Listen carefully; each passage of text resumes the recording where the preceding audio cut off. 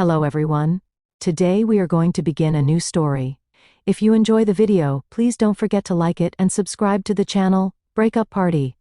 एक लड़की एक बड़े से क्लब में एंट्री करती है।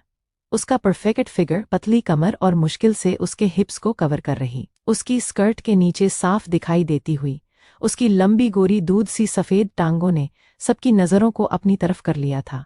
बची कुची कसर उसके सेक्सी मेजरमेंट और उसके बहुत ही खूबसूरत चेहरे ने कर दी। पूरे क्लब में रंग बिरंगी लाइट्स में सब लोग डांस कर रहे थे, झूम रहे, एंजॉय कर रहे थे। अचानक सब लड़कों की नज़र एक न्यूकमर पर पड़ती है। ये है शनाया अग्रवाल।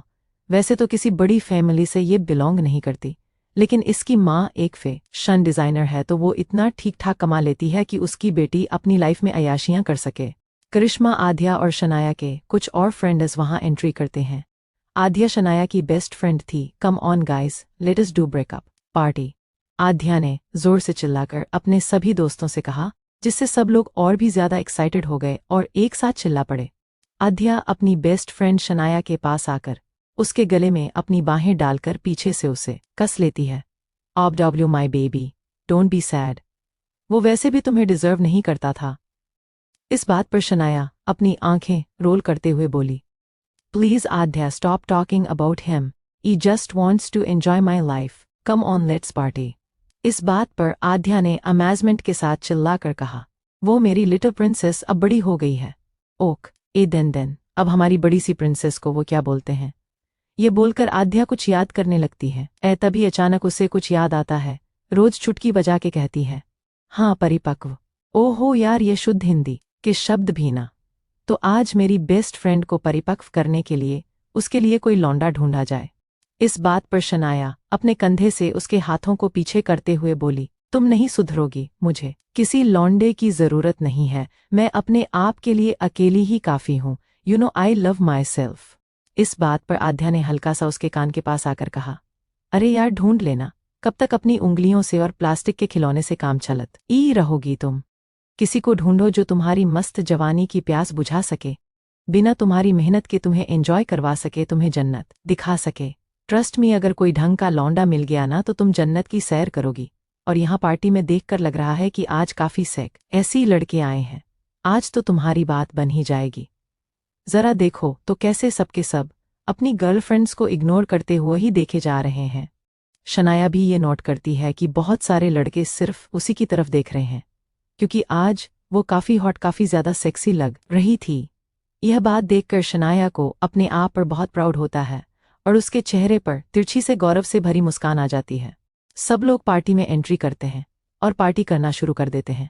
उनकी पार्टी में एंट्री करते ही दो नजरें शनाया को फॉलो करती हुई क्लब में आ जाती है। लोगों की भीड़ से दूर कोने से अंधेरे में खड़ा हुआ कोई अपनी दो डार्क आंखों से शनाया को घूरे जा रहा था। उसकी आंखें उसके इरादों को बयां कर रही थी, जो कुछ ठीक नहीं लग रहे थे। जिस तरह से वो शनाया को घूर रहा था, यह कुछ ठीक नहीं था। शनाया बार के पास खड़ी हुई थी। उसकी फ्रेंड आध्या उन दोनों के लिए ड्रिंक लेकर आती है। म्यूजिक पर थिरकते हुए, नाचते हुए, हल्की हल्की अपने कमर ही लाते हुए शनाया के पास पहुंचकर वह देखती है कि शनाया अपने फोन में कुछ देख रही है, शायद किसी के फोन या मैसेज का इंतजार कर रही है, पर उसके चेहरे के हल्के से उदासी बता रही है कि उसे वह नहीं मिल रहा जो वह चाह रही है। आध्या वह उसकी ड्रिंक को उसकी तरफ बढ़ते हुए बोली, ये ले मेरी जान, जिसके फोन और मैसेज का तो इंतजार कर रही है ना, मुझे नहीं लगता कि उसका कभी आने वाला है। तू छोड़ क्यों नहीं देता उसे, डम्बो को भूल जाना, इतने सारे हॉट लड़के हैं दुनिया में, किसी और को पटा ले, तुझे कौन सा लड़कों की कमी है। मुझे तो तेरा वो चिलगोजा बॉयफ्रेंड बिल्कुल भी पसंद नहीं। ये बोलकर आध्या अपने हाथ में पकड़ी हुई ड्रिंक को एक झटके में घटक जाती है। शनाया अपनी पीठ को बार के सहारे लगाते हुए अपने दोनों कोहनियों को उसके ऊपर रखते हुए आरती की तरफ देखते हुए बोली, ऐसा कुछ नहीं है तुम्हें, ऐसा क्यों लगता है कि मैं उसे छोड़ नहीं सकती, मुझे उससे कोई फर्क नहीं पड़ता, मैं तो बस कुछ और चेक कर रही थी।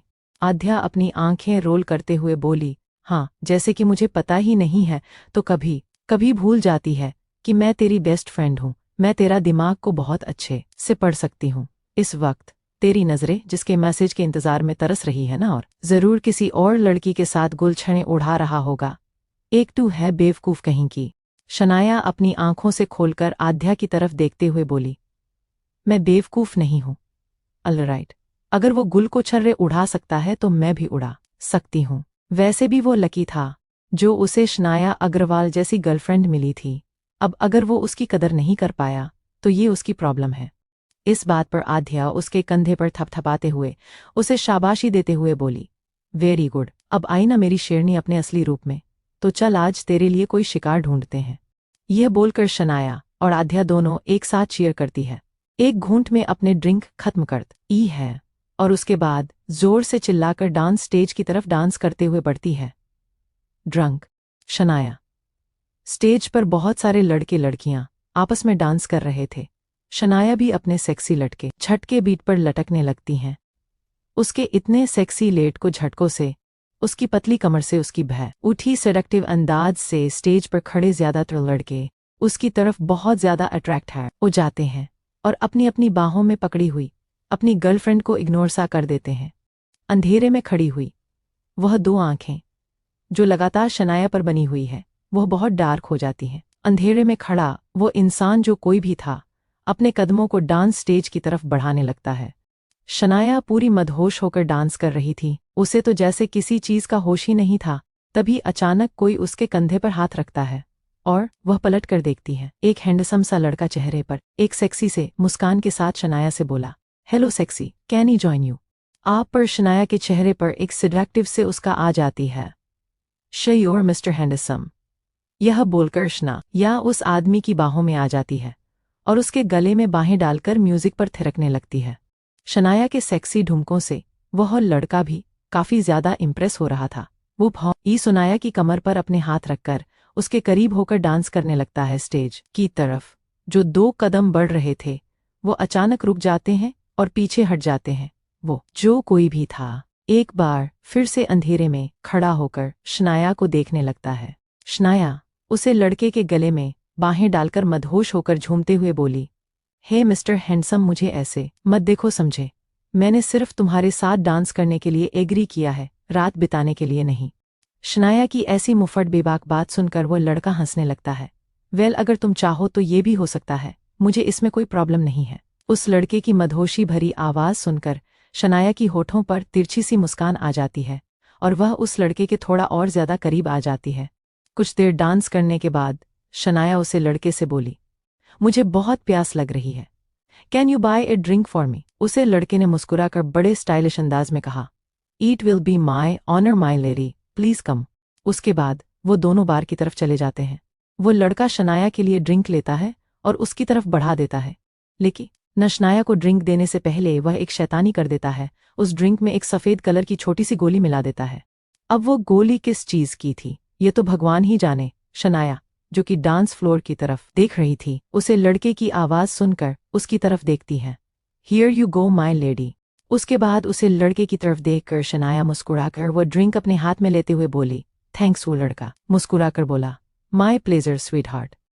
उसे लड़के की बात पर शनाया अपनी आंखें रोल कर लेती।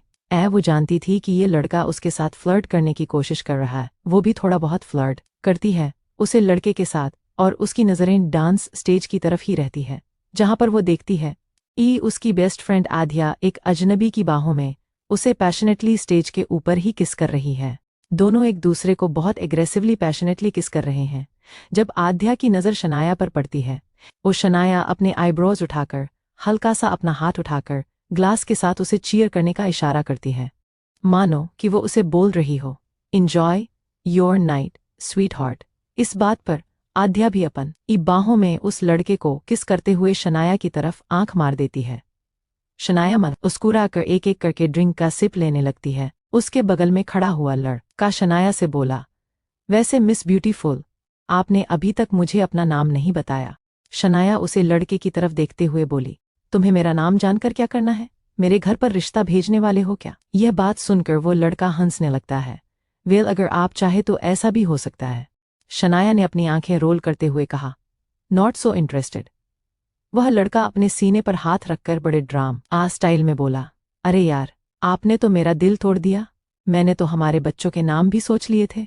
उस लड़के की बात सुनकर शनाया डिसबिलीफ के साथ उसकी तरफ देखती है, बहुत आगे की सोच लेते हो तुम। उस लड़के ने अपने बालों में हाथ घुमाते हुए कहा, अब मेरा अंदाज ही ऐसा है, तुम्हें और ड्रिंक चाहिए। तुम्हारी ड्रिंक खत्म हो गई है। वह लड़का देखता है कि गिलास खाली हो चुका है। कहीं न कहीं ये देखकर उसे लड़के को अंदर ही अंदर काफी एक्साइटमेंट भी हो रही थी। शनाया ने ग्लास को रखते हुए कहा, आज मैं दिल खोलकर पीना चाहती हूँ, तो एक काम करो, पूरी बोतल मंगवा लो।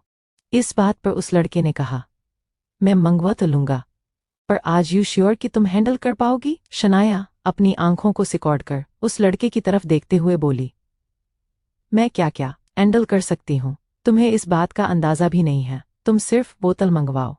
वो लड़का हल्का सा अपना सर हिलता है और एक वाइन की बोतल ऑर्डर कर देता। तभी उनकी बोतल उनके पास आ जाती है और शनाया बोतल को मुंह लगाकर ही पीने लगती है।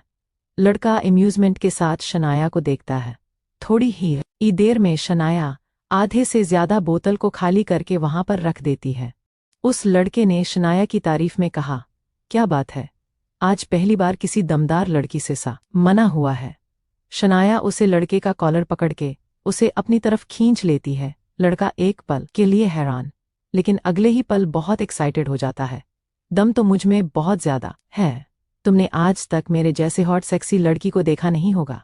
Come on baby, let us dance. थोड़ी देर स्टेज पर डांस करने के बाद वो लड़का देखता है कि शनाया पर शराब और उसकी उसे नशे की गोली का असर दिखाई देने लगा था। वह इतना गलों की तरह उसकी बाहों में झूम रही थी कि उसे वक्त उसके साथ जो चाहे वह कर सकता था, और वह इस चीज का विद्रोह करने की बजाय उसे एंजॉय करती। वह लड़का हल्के से शनाया के कान के पास आकर बोला, यहाँ पर बहुत शोर है, कहीं अकेले में चले। नशे में शनाया, रॉन्ग रूम। उसे लड़के की बात का जवाब देते हुए शनाया ने कहा, बिल्कुल डार्लिंग, मुझे भी लग रहा है कि यहाँ पर बहुत शोर है, I can't handle it any more. तो कहाँ चले हम? ये बोलते हुए शनाया अपनी बाहों को बड़े ही सेडक्टिव तरीके से उसे लड़के के गले में डाल लेती है, जिससे वह लड़का बहुत ज्यादा एक्साइटेड हो जाता है। शनाया की कमर को अपने हाथों में मजबूती से पकड़ते हुए उस लड़के ने कहा, तो चलो मेरे साथ, I will show you the haven baby. यह बोलकर वह लड़का शनाया को अपन ए साथ स्टेज से नीचे उतरकर कहीं अंधेरे की तरफ ले जाता है। थोड़ी देर में दोनों एक दूसरे को अंधेरे कोने में बहुत डीप और पैशनेटली किस कर रहे थे। वो लड़का शनाया को किस कर रहा था, लेकिन शनाया का सर जोर जोर से घूम रहा था। शनाया उसे थोड़ा सा अपने आप से अलग करते हुए बोली, मुझे बहुत बहुत अजीब लग रहा है, बहुत गर्मी लग रही है, I am feeling so hot. यह सुनकर उसे लड़के के होठों पर तिरछी सी मगर शैतानी मुस्कान आ जाती है। फिर से शनाया को दीवार से लगाकर वह लड़का उसके हाथों की उंगलियों को अपने हाथों की उंगलियों में फंसाते हुए बोला, I know baby, but don't worry, मैं तुम्हारी सारी गर्मी निकाल दूंगा, just give me a chance. Shanaya को बहुत ज्यादा बेचैनी होने लगती है। उसे समझ नहीं आ रहा था कि अचानक उसे क्या हो गया है। हाँ, ये बात है कि उसने बहुत शराब पी ली थी, लेकिन शराब तो वह पहले भी पीती थी, पर यह नशा कुछ अलग था, कुछ अलग सा नशा जिसे उसके शरीर में हद से ज्यादा गर्मी पैदा कर दी थी। वह दो आंखें जो लगातार शनाया को अंधेरे में खड़ी घूर रही थी, वह धीरे धीरे उनके करीब आने लगती हैं, पर वो इंसान जो भी था अंधेरे में छुपा ही रहता है, रोशनी में सामने नहीं आता। शनाया उस लड़के से बोली, प्लीज कुछ करो, मुझे बहुत ज्यादा बेचैनी हो रही है, मुझे बहुत गर्मी लग रही है। उस लड़के ने शनाया के बदन को छूमते हुए बोला, डोंट वरी बेबी, एक बार हम कमरे में पहुंच जाए, उसके बाद मैं तुम्हें रिलैक्स कर दूंगा, तुम्हारी सारी घर में कोई शांत कर दूंगा। कम ऑन बेबी, चलो चलते हैं, अब मैं ज्यादा इंतजार नहीं कर सकता। शनाया को लेकर वह लड़का उसे तरफ चला जाता है जहां पर प्राइवेट कमरा बुक किए जाते थे और लोग वहां पर अपनी रातें रंगीन करते थे। शनाया काफी नशे की हालत में उसे लड़के के साथ चल रही थी। वह लड़का अंदर ही अंदर बहुत ज्यादा एक्साइटेड हो रहा था। शनाया की हालत को देखकर उसे बहुत ज्यादा एक्साइटमेंट हो रही थी, यह सब सोचकर कि आज उसकी रात तक खूबसूरत हसीना के साथ गुजरने वाली है। उसने तो सोचा भी नहीं था कि ये सब कुछ उसके लिए इतना आसान होगा। अब उसे डाउट हो रहा है कि अगर वो उसे लड़की को नशे की गोली नहीं भी देता तो भी है इसके साथ आराम से रात बिताने के लिए तैयार हो जाती। वह लड़का आगे बढ़ ही रहा था कि तभी अचानक उसका फोन बजने लगता है। लड़का पॉकेट से फोन उठाकर देखता है तो उसके चेहरे का एक्सप्रेशन थोड़े अनोइंग एक्सप्रेशंस में बदल जाते हैं। अरे यार। उसके बाद वो शनाया की तरफ देखकर बोला, बेबी 306, हमारा कमरा 306 है, तो वहां पर जाकर मेरा इंतजार करो, मैं अभी आता हूँ। एक इम्पॉर्टेंट कॉल है, उसे अटेंड करता हूँ, ठीक है। यह बोलकर वह फ़ोन लेकर चला जाता है। शनाया इतनी ज्यादा नशे में थे कि उसे कुछ भी समझ में नहीं आ रहा था। 306 नंबर, उसे बार बार बस यही सुनाई दे रहा था। तो उसे 306 रूम नंबर में जाना था और रूम नंबर को चेक करते हुए आगे बढ़ रही थी। उसका सर बहुत ज्यादा घूम रहा था। वह बार बार अपने सर को जबरदस्त तरीके से पकड़ते हुए जैसे तैसे करके अपने पैरों पर चलती हुई एक कमरे के बाहर पहुंचती है। उसका सर इतना जोर से घूमने लगा था कि उसे रूम नंबर भी ठीक से दिखाई नहीं दे रहे थे। वह एक जाना पहचाना सा रूम नंबर देखती है, लगता है यही है। वह दरवाज़ा खोलकर अंदर चली जाती है और दरवाज़ा बंद कर लेती है। वह इंसान जो शनाया का पीछा कर रहा था, वो अंधेरे में खड़ा हुआ इंसान वहीं पर खड़ा शनाया को देखता है और फिर वापस चला जाता है। शनाया को यह भी होश नहीं था कि उसे 306 रूम नंबर में जाना था, पर वह गलती से 309 रूम नंबर में आ गई थी, क्योंकि उसे 6 और 9 बहुत उल्टे पल्ट दिखाई देने लगे थे और वो एक गलत कमरे में आ गई थी। दूसरी तरफ वह लड़का फ़ोन पर बात करता है। बात खत्म करने के बाद फ़ोन कट कर जब वापस जाने लगता है, तभी अचानक उसे लड़के की आंखें शौक से बड़ी हो आती हैं, क्योंकि कोई उसके चेहरे पर रुमाल रख देता है। उसे रुमाल में दवाई थी, जिसे सुनकर देखते ही देखते वह लड़का बेहोश होकर जमीन पर गिर जाता है। उसके बाद वह आदमी जो अंधेरे में खड़ा था, उसे लड़के को पकड़कर घसीटता हुआ ले जाता है। करिश्मा आध्या के पास आकर बोली, आध्या तू यहाँ है, हम कब से तुम्हें ढूंढ रहे हैं। आध्या उसे लड़के के साथ एक अंधेरी कोने में सोफे पर रोमांस कर रही थी। आध्या उस लड़के के गोद में बैठे हुए थे और लड़का से पैशनेटली किस कर रहा था। अपने फ्रेंड की आवाज़ सुनकर आध्या उसकी तरफ देखती है। तुम लोग यहाँ क्या कर रहे हो? जाओ यार, मुझे अपनी पार्टी एंजॉय करने दो, मेरी प्राइवेसी में दखल मत दो। ये बोलकर अध्याय फिर से उस लड़के को अपने करीब खींचकर उसका मजा लेने लगते हैं। करिश्मा आपने आंखें रोल करते हुए बोली, यह व्हाटएवर, तुम्हें जो करना है करो। अरे यह तो बताओ कि शनाया कहाँ है, काफी देर से दिखाई नहीं दे रही। आध्या ने उसे जाने का इशारा करते हुए कहा, होगी वो यहीं कहीं यार, वो भी एंजॉय कर रही होगी मेरी तरह, पर तुम लोगों से करने कहाँ दोगे। अब जाओ, मुझे डिस्टर्ब मत करो। करिश्मा एक गहरी सांस लेती है और वहां से चली जाती है। आध्या उस लड़के के साथ बहुत ज्यादा पैशनेट हो जाते हैं। कम ऑन बेबी, यू अरे किलिंग मी, ईट मी एक अजनबी, क्या तुम चाहती हो कि मैं तुम्हारी इस गर्मी को शांत करूं? शनाया उस कमरे में पहुंचकर देखती है कि वह कैमरा पूरा खाली है और उसमें हल्की लाइट और हल्का अंधेरा है। अब ये बेड कहाँ पर है यार, मुझे तो ठीक से कुछ भी दिखाई नहीं दे रहा है, कितना अंधेरा है। आध्या हो यार तुम, ई रियली नीड यू। और ये मेरा सर क्यों घूम रहा है और मुझे इतनी गर्मी क्यों लग रही बस अब मुझसे और बर्दाश्त नहीं हो रही, यह गर्मी मुझे मार डालेगी, मैं इसे और बर्दाश्त नहीं कर सकती। शनाया यह बोलकर धीरे धीरे अपने कपड़े निकालने लगती है, क्योंकि उसके शरीर के गर्मी लगातार बढ़ रही थी। उस लड़के ने उसे ऐसे ड्रग्स की गोली खिलाई थे जिससे उसके अंदर की कामवासना चरम सीमा पर पहुंच जाएगी और वह तड़पती हुई मछली की तरह उसे अपने साथ जो कुछ हुआ करना चाहे वह करने देगी, जरा भी नहीं रोकेगी। इनफैक्ट अपने जिस्म की इस गर्मी को शांत करने के लिए वह खुद ही उसे पर टूट पड़ेगी। जैसा उस लड़के ने सोचा था, बिल्कुल वैसा ही हो रहा था। शनाया का पूरा शरीर जैसे किसी आग में जल रहा था, गला सूख रहा था और होंठ कांपन लगे थे। बेचैनी ने उसके पूरे शरीर को अपने काबू में कर लिया था। वह अपने कपड़ों को धीरे धीरे करके अपने शरीर से अलग कर देती है। अब शनाया बिल्कुल बिना किसी कपड़े के खड़ी हुई थी। उसके सारे कपड़े उसके बदन से अलग हो चुके थे, यहाँ तक कि उसके अंडरगारमेंट्स भी। उसने कुछ भी नहीं पहन रखा था। अब भी उसकी गर्मी शांत होने का नाम नहीं ले रही थी। अपने सीने को मसलते हुए शनाया बहुत बेचैनी के साथ नशे में बोली, ये गर्मी है, गर्मी कम क्यों नहीं हो रही है, ये तो बढ़ती ही जा रही है। अब मैं क्या करूं इसका। तभी अचानक बाथरूम का दरवाज़ा खुलता है और एक लंबे चौड़े शरीर का आदमी कमर पर टॉवल लपेटे हुए अपने गीले बालों को हाथ से झाड़ता हुआ बाहर आता है। वह अंधेरे में आगे बढ़ता है, तभी अचानक उसके पैरों में कुछ अटक जाता है और वह लड़खड़ा जाता है, लेकिन इससे पहले कि वह जमीन पर गिरे अपने आप को संभाल लेता है। ओह शीत, यह मेरे पैरों में क्या आ गया। कमरे में कभी अंधेरा था, बहुत हल्की सी रोशनी थी।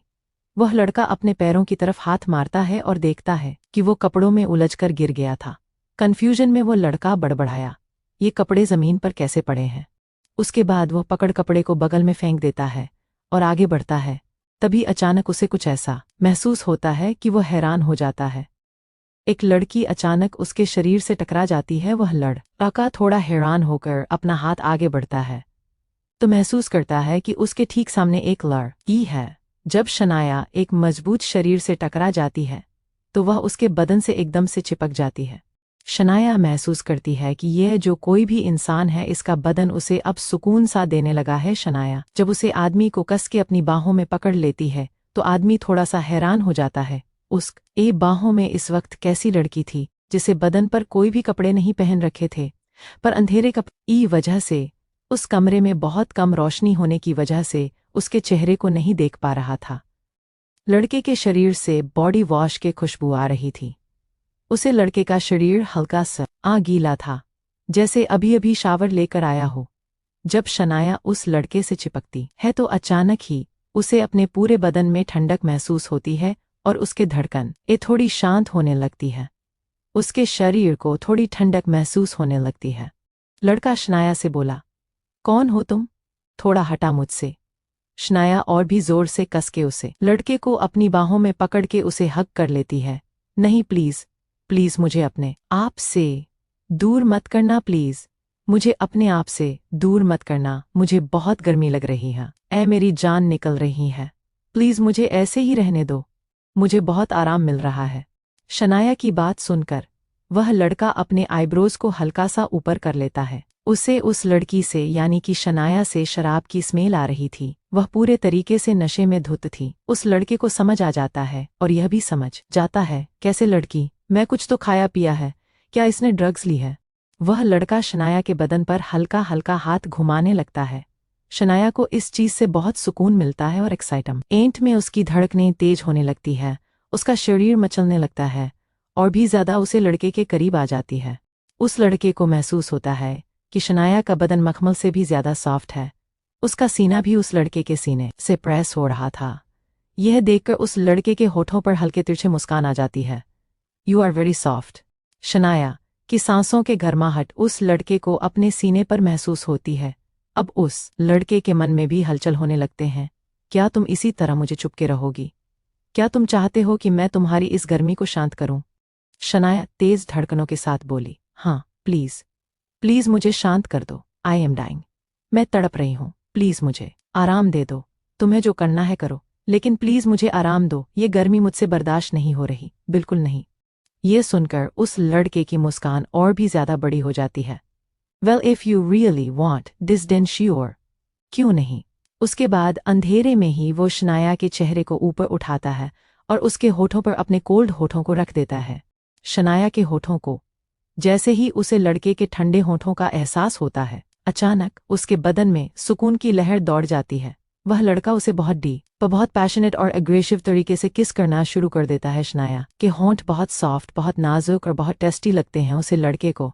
वो हैरान था कि इतने टेस्टी होंठ आज तक उसने कभी टेस्ट नहीं किए। वो खुद को रोक नहीं पा रहा था बहुत ज्यादा एग्रेसिव होने से। उसके एग्रेसिवनेस जैसे तैसे करके शनाया के बदन में थोड़ी ठंडक डालने लगती। उसके बाद उनके गर्मी को कुछ हद तक कम करने लगती है, पर अब भी उसका बदन तिलमिला रहा था। अब उसका शरीर कुछ अलग ही डिमांड करने लगता है, कुछ ज्यादा, बहुत ज्यादा की डिमांड। अब उसे कुछ चाहिए। शायद वह लड़का उसे लड़के की बालों में उंगलियां डालकर इक्वली पैशनेटली उसके किस का रिस्पांस देने लगते हैं।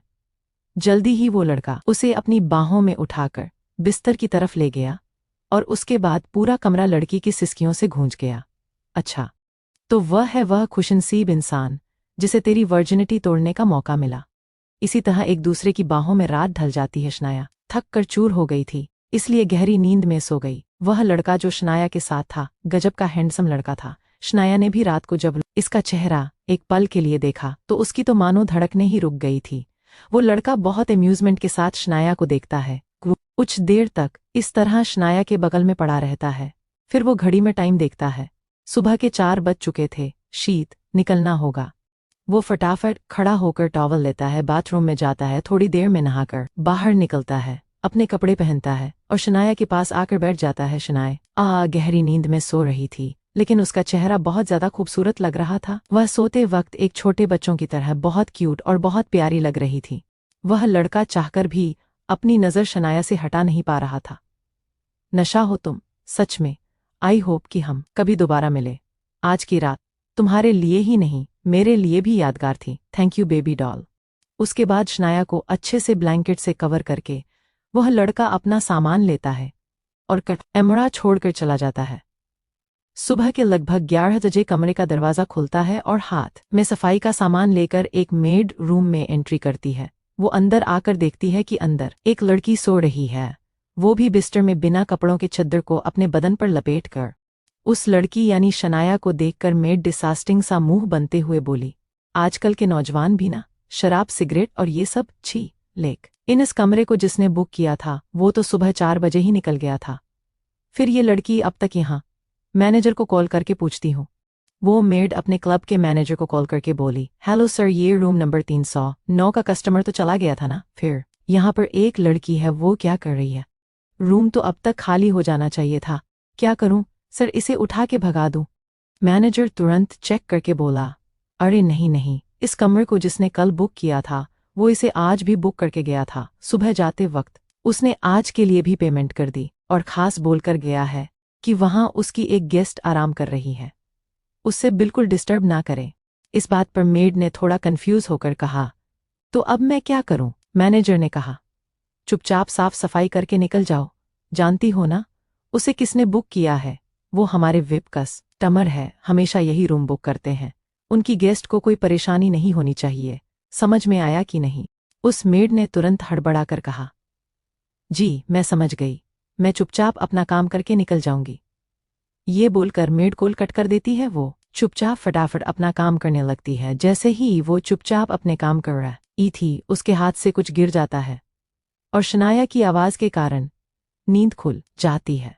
वो नींद भरी आवाज में बोली, अरे क्या कर रही हो तुम? आराम से कर। ओ, सुबह सुबह नींद खराब कर रही हो, एक तो वैसे ही बहुत दर्द हो रहा है। शनाया नींद में थी तो उसे समझ नहीं आ रहा था उसे दर्द क्यों हो रहा है। ऊपर से उसे लग रहा था कि शायद वो अपनी घर में अपने रूम अपने बिस्तर पर सो रही है। मेड माफी मांगते हुए बोली, सॉरी मैम। ये अनजानी सी आवाज सुन शनाया की आंख खुल जाती है। वो नींद से जागकर देखती है कि ये तो उसका रूम नहीं है, ये बिस्तर उसका नहीं है। वो चौंक जाती है और उठकर बैठ जाती है। सबसे ज्यादा हैरान वो तब होती है जब वो ये देखती है कि वो बिना कपड़ों के सो रही है। उसकी आंखें हैरानी से फट जाती है। उससे रात की सारी बातें, जो भी उसने किया, सब याद आता है। उसकी सांसें तो जैसे रुकी जाती है। अपने बदन पर लपेटी हुई चद्दर को कसके दूसरे हाथ से वो जोर से माथा पीटती है। ओह, हा हा हा हा हा हा, लाइक सीरियसली, तुमने एक अजनबी के साथ, ऊपर से वो सुबह तुम्हें रूम में अकेला छोड़ कर भी चला गया। Oh man. ये बोलकर आध्या जोर जोर से हंसने लगती है। शनाया इन आध्या कॉलेज के कॉरिडोर से गुजर रहे थे। आध्या के हाथ में कोल्ड कॉफी थी और वो उसमें स्ट्रॉ डालकर पी रही थी, अपनी फ्रेंड को अपना मजाक बनाते हुए और उसकी कहीं कई बात पर जोर जोर से हंसते हुए देख शनाया अपनी आंखें सिकोड़ लेती है। अब अगर तेरा पेट पकड़ पकड़ कर हंसना हो गया हो तो ये बता, तो वो लाई है या नहीं जो मैंने मंगवाया था? वो दोनों चलते चलते एक ऐसी जगह पर आ जाते हैं जहां कोई भी नहीं था, कॉलेज के पीछे की तरफ।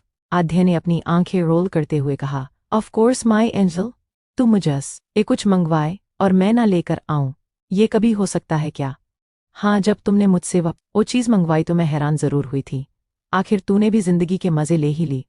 आध्या अपने बैग से एक पिल निकालकर शनाया को देती है। आध्या के हाथ में जो पिल थी वो कॉन्ट्रासेप्टिव पिल थी। शनाया उस पर इल को निगल जाती है। आध्या बैग से सिगरेट निकालते हुए बोली, वैसे अब जरा डिटेल में बताएगी क्या हुआ तेरे साथ और कैसे? शनाया सिगरेट मुंह में रखकर उसे जलाते हुए बोली, तू मेरे मजे ले रही है? एक तो मुझे वहां छोड़कर भाग गई, अब तुझे मेरी कहानी भी सुननी है। आध्या और शनाया सिगरेट के कस लेने लगती है। आध्या ने ध्रुवे को हवा में ओढ़ते हुए कहा, मैं भागी नहीं थी, मैंने बस तुझे तेरी लाइफ को एंजॉय करने के लिए अकेला छोड़ा था। अच्छा, अब बता भी दे, कैसे क्या हुआ कल रात? कल रात के बारे में जैसे ही शनाया सोचती है, अचानक ही उसके गाल लाल होने लगते हैं, जिसे आध्या नोट कर लेती है और अपने आईब्रोज ऊपर उठा लेती है।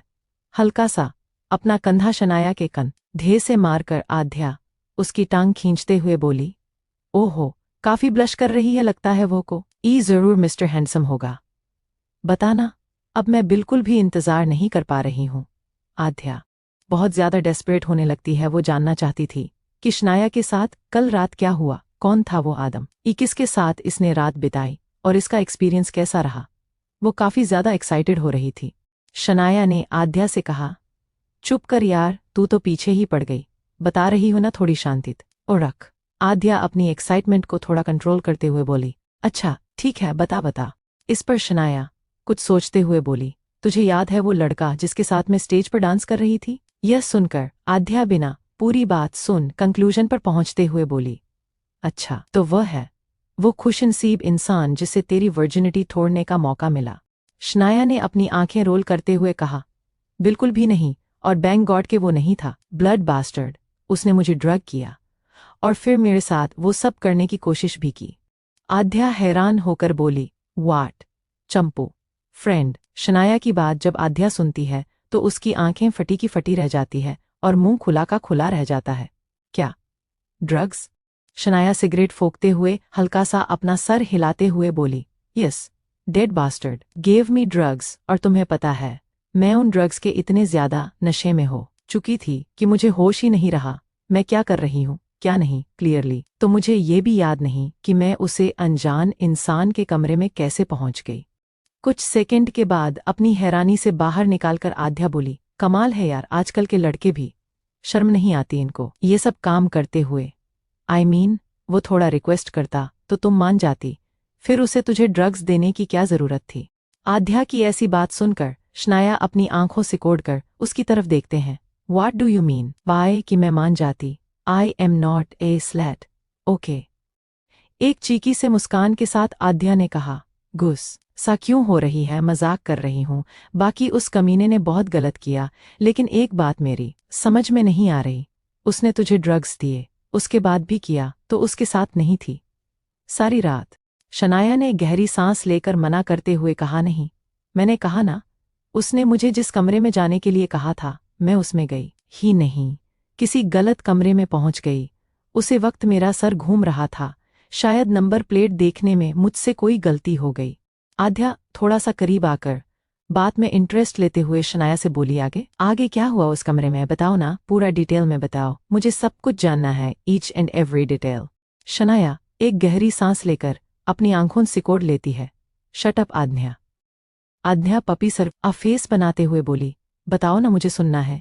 आध्या की जिद के आगे झुकते हुए शनाया ने उसे बताना शुरू किया, मैं वहां पर गई और मुझे बहुत ज्यादा गर्मी लग रहा थी, मैंने कपड़े निकले और तभी अचानक कोई मेरे करीब आ गया जिससे मैं टकरा गई। ये सुनकर तो आध्या की आंखों में चमक आ जाती है, वो और भी ज्यादा दिलचस्पी लेने लगती है। और फिर क्या हुआ? आध्या की बात का जवाब देते हुए शनाया ने कहा, मुझे एग्जैक्टली कुछ ठीक से याद नहीं, बस कुछ हल्का हल्का सा याद है। उसके बाद हम लोग किस करने लगे और फिर वह सब हो गया। आध्या शनाया की आंखों में देखते हुए बोली, अच्छा ये बता, क्या तुमने उसे लड़के को देखा? वो कैसा दिखता है? बहुत हैंडसम होगा ना, उसकी बॉडी कैसी है? शनाया को वो पल याद आता है जब उसने लाइट ऑन की थी उसे लड़के का चेहरा देखने के लिए, और जब उसने देखा था तो उसकी सांसें ही हलक में अटक गई थी। बहुत हैंडसम इंसान, और उसकी बॉडी देखकर तो कोई भी लड़की अपनी मर्जी से उसके साथ कुछ भी करने को तैयार हो। इनफ एक्ट वो इस चीज की ख्वाहिश करे, इतनी खूबसूरत बॉडी थी उस इंसान की। ऐसे हैंडसम से मस्कुलर बॉडी वाले इंसान के साथ उसने पूरी रात इतना एंजॉय किया। यह सोचकर ही शनाया के पेट में तितलियां उड़ने लगती हैं और एक बार फिर से उसके गाल लाल होने लगते हैं। आध्या जब यह नोट करती है तो वो उछलने लगती है, बताओ ना, बताना कैसा था वो, जल्दी बता, तेरा शर माना मुझे बता रहा है पर मैं तेरे मुंह से सुनना चाहती हूँ। वो बहुत हैंडसम था ना, कैसा दिखता था? शनाया अपनी आंखें रोल करते हुए बोली, नहीं ऐसा कुछ नहीं है, एवरेज लुकिंग आदमी था। Date a seat. यह सुनकर आध्या मुंह बना लेते हैं, झूठ मत बोलो, सच सच बताओ ना, कैसा था? शनाया एक गहरी सांस लेते हुए बोली, अब बस भी कर यार, जो हो गया उसे जाने दे, क्यों मुझे बार बार कल रात के बारे में याद दिला रही है? वैसे ही मैं उसे भूलने की कोशिश कर रही हूँ। एक तो मेरी बॉडी में इतना ज्यादा पेन हो रहा है ना, सुबह से 2 पेन किलर खा चुकी हूँ। सिगरेट वगैरह खत्म करने के बाद वह लोग वापस कॉलेज के अंदर आते हैं। एक लड़का जिसने बालों में तेल लगाया हुआ था, चंपू टाइप का पुराने सब कपड़े पहने हुए थे, बिल्कुल पुरानी फिल्मों के हीरो की तरह हाथ में किताबें लेकर वह लड़का आगे बढ़ रहा था कि शनाया से टकरा जाता है। शनाया उस लड़के को देखकर बोली, आशुतोष, आई एम सॉरी, मैंने तुम्हें देखा ही नहीं। शनाया बहुत नरम आवाज में बोली, आशुतोष इस कॉलेज का एक ब्रिलियंट स्टूडेंट है, वो दिमाग से बहुत इंटेलिजेंट है, कोई उसका दोस्त नहीं है यहाँ पर, क्योंकि उसके लुक एस की वजह से सब लोग उसे चिढ़ाते हैं, उसकी रैगिंग करते उसे परेशान करते हैं। पूरे कॉलेज में एक शनाया ही है जो थोड़ा पर यार से आशुतोष से बातें करती है। वो बहुत खूबसूरत लड़की थी, इसलिए आशुतोष भी उसकी तरफ काफी ज्यादा अट्रैक्ट हो जाता है। आशुतोष मुस्कुरा कर बोला, कैसी हो तुम शनाया? शनाया ने भी आशुतोष की जमीन पर बड़ी किताबों को उठाकर उसे देते हुए कहा, मैं बहुत अच्छी हूँ, तुम कैसे हो? 2-3 दिन से तुम कॉलेज में दिखाई नहीं दे रहे। आशुतोष ने जवाब दिया, मेरी मम्मी की तबीयत कुछ ठीक नहीं है ना, इसलिए उनका ख्याल रखता हूँ और उनके घर के काम में मदद भी करता। तो आ नहीं पता। शनाया प्यार से आशुतोष के गानों को खींचते हुए बोली, अब ब्लू तुम कितने क्यूट हो Ashutosh, you such a good bio. फिर हल्का उसके के सर पर हाथ फेरकर शनाया आध्या के साथ चली जाती है। आशुतोष खड़ा मुस्कुराकर उसे देखता है और फिर अपने चश्मे को थोड़ा ठीक करता है। थोड़ा आगे जाने के बाद आध्या शनाया से बोली, तू क्या इस चंपू से बात करती रहती है? शक्ल देखी है कि इतनी खराब है इसकी, लेकिन तू इसे इतना प्यार से बात करती है जैसे यह तेरा सगा भाई हो। इस बात पर शनाया अपनी आंखें रोल करते हुए बोली, कम ऑन आध्या, ऐसा नहीं बोलते, वो अच्छा लड़का है यार, हमारे सारे असाइनमेंट कंप्लीट करने में वही तो हमारी हेल्प करता है, कितना हेल्पफुल है, पता नहीं लोगों से क्यों नहीं पसंद करते, मुझे तो बहुत पसंद है। बस इसी तरह बातें करते हुए दोनों अपनी क्लास की तरफ चली जाती है। तुम मुझे इग्नोर कर रही हो। सब लोग क्लास में बैठ जाते हैं। थोड़ी देर में टीचर क्लास में आते हैं और पढ़ना शुरू कर देते हैं।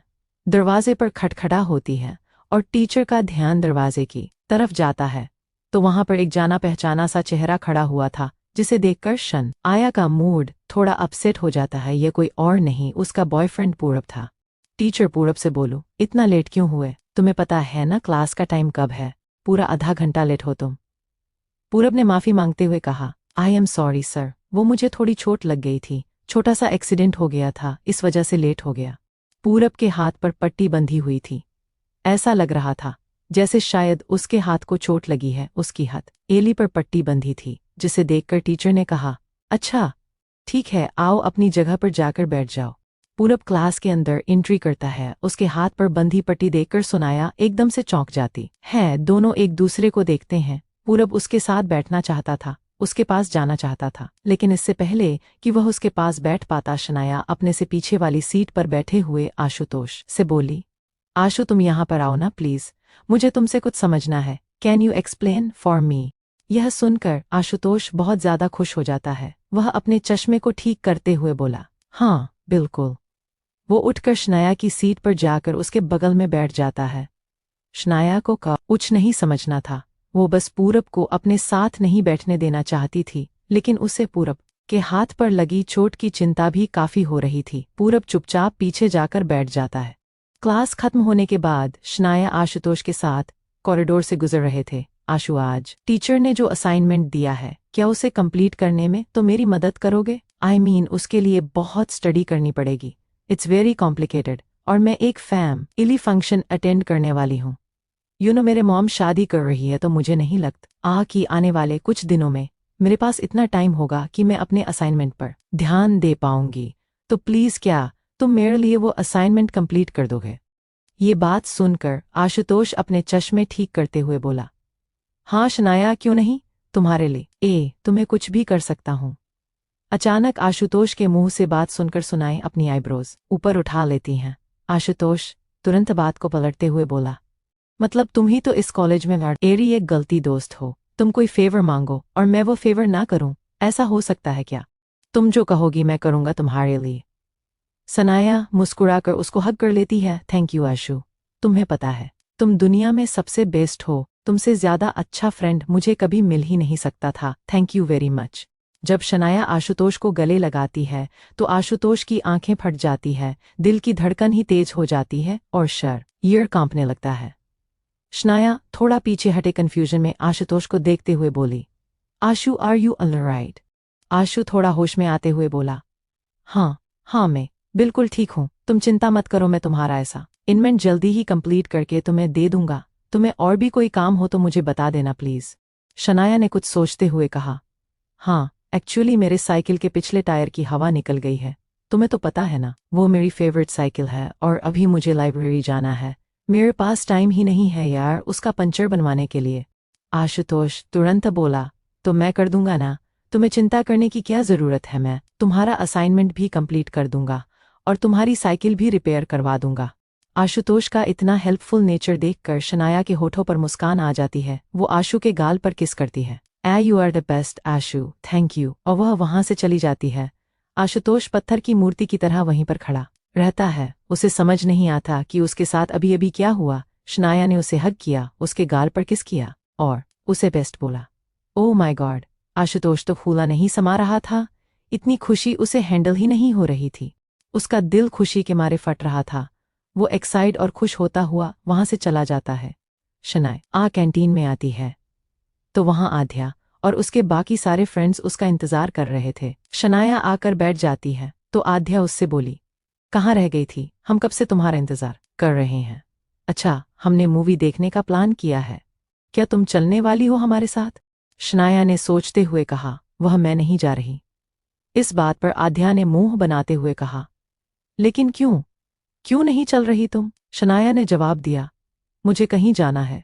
आध्या कंफ्यूजन में से देखती है। शनाया आद्या से बोली, मॉम का वेडिंग गाउन सिलेक्ट करने उन्होंने बोला है कि मुझे आना है।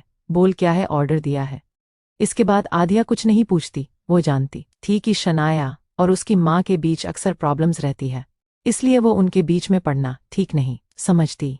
सम पर बैठकर एंजॉय कर रहे थे, तभी अचानक शनाया को पीछे से अपना नाम सुनाई देता है, शानू।